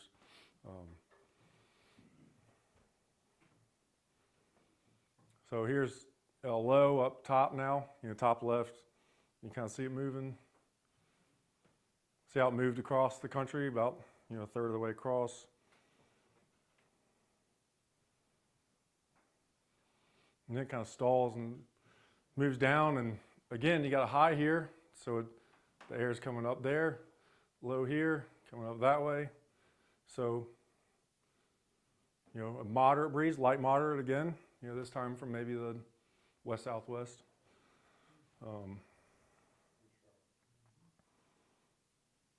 So any questions on that? Pivotal weather, where you got it from? Yeah. I use Pivotal Weather. It's an easy website to go to, and you can choose whatever model you want to look at and step through it. Yeah, it's free. Yeah. It's not a hard time finding isobars there. Yeah, they've been my favorite one. It's super simple, easy to use, no cost. All right, so that's about the end. I have some videos, if y'all want to see videos of puffs moving down the water from a drone for Ultimate 20s. If you're sick of looking at wind shifts and you want to head home, fine too, you won't hurt my feelings. So we can pull those up. But before we do, just a couple parting thoughts about the shifts. The biggest thing I can emphasize is never be afraid to be wrong. That being wrong is fine, it's expected. You know, what I'm not okay with is someone that shuts down and stops talking. You know, I want you to keep guessing no matter how many times you're wrong, because you'll eventually get better. Always vocalize what you think is going to happen. Whatever your guess is, you have to say it out loud. You can't just think it, because your mind doesn't process it the same way. You'll kind of convince yourself it was something weird or external or a one-off situation. But if you say it out loud, you've committed to it, you know. And then develop a process, you know. And I would say a good process is to observe, visualize, vocalize, analyze, repeat. You know, so that's what I do. So anything else? I'll pull up these videos and we can watch them. Anyone that doesn't want to stick around for that, totally fine. You know, there's probably 4 videos with a couple minutes each. So yeah. So, looking down the lake, you see pups. So through our little time here, we kind of figured out that the pups are wind's coming down and spreading out. And we can see where the wind is coming from and kind of guess which side of the pup to go. Mm-hmm. So let's say we're in just a medium wind, pretty, not very puffy, but there are shifts. Are there clues on the water that could tell us whether this is going to be a header or a rip? Well, yeah, all the drawings where you're visualizing the angles, the arrows that are, you know, perpendicular to the edge. Say if there were not puffs, it was pretty steady, but there are slight shifts. You know, it's oscillating. Do you have the skills, or can we get the skills to kind of look at the waves, look at something that will give us a clue as to whether it's a header or a shift? I mean, other boats is the first thing I would point at. You know, and looking at shore, you know, like Mark Guys told me a story about seeing some old lady gardening in her yard, and there was a flag next to a gnome on a point, and he could tell when it was blowing, it was going to be coming from left of a certain point, and when it stopped blowing, it was coming from right of that, you know. And but so, you know, stuff like, you just got to get creative. Anything you can think of. Can you take the convergence into effect? I don't know if he did or not. We'll have to ask him. So, but I mean, I still feel like it's really on these lakes. There's always warmed land near the water, so it's always adding excitement. So there's always a change in speed. You know, the no change in speed up there is on an open body of water where there's everything settled out. You're more than 2.5 miles from shore. Well, you can't get more than 2.5 miles from shore here. So on lake sailing, I think you can always see something. You know, and the better sailors see it more often. You know, what would you say? Yeah, I agree. I mean, in the lake sailing we do, you're almost never going to have a day where it's just subtle, moderate. I mean, subtle shifts that are not sealed. It's almost always going to be something that's sealed. But you have to. That's my experience. But you have to learn to see it by just starting to try. You know, and Even today, it was supposed to be fairly stable, right? it was supposed to be blowing harder than this. Yeah, you can look out, you can see where there's different puffs and more likely shifts in those. So some of that's just cloud stuff, but you can see puffs out there. But, the other thought, I was listening to your question, which was good, but, you know, part of I think the way you led into it is to see a shift or see a puff to know if I want to get to which side, you know, which side of the puff I want to get to. Well, I think in most of our sailing, you have almost no choice of deciding which side you're going to be able to get to. What you need to do is to figure out, well, what is going to get to me, because that's what's going to happen.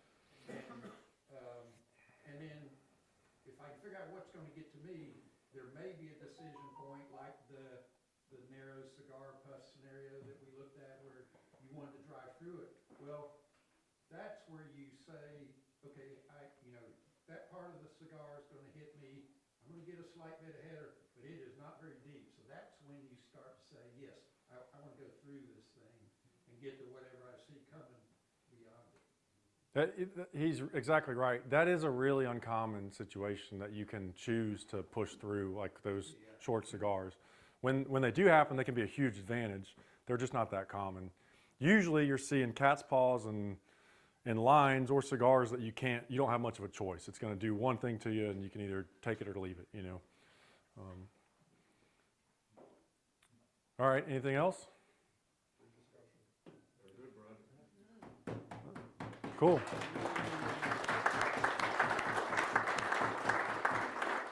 So what we'll do is, Carol maybe wanted to say something. I'll let her do that, and then anyone that wants to go, you can go. Anyone that wants to stay and watch 15 minutes of videos, I would say move up here where you can see the TV a little better, and we'll just go from there. Well, first of all, I want to thank Brad so much for doing this seminar.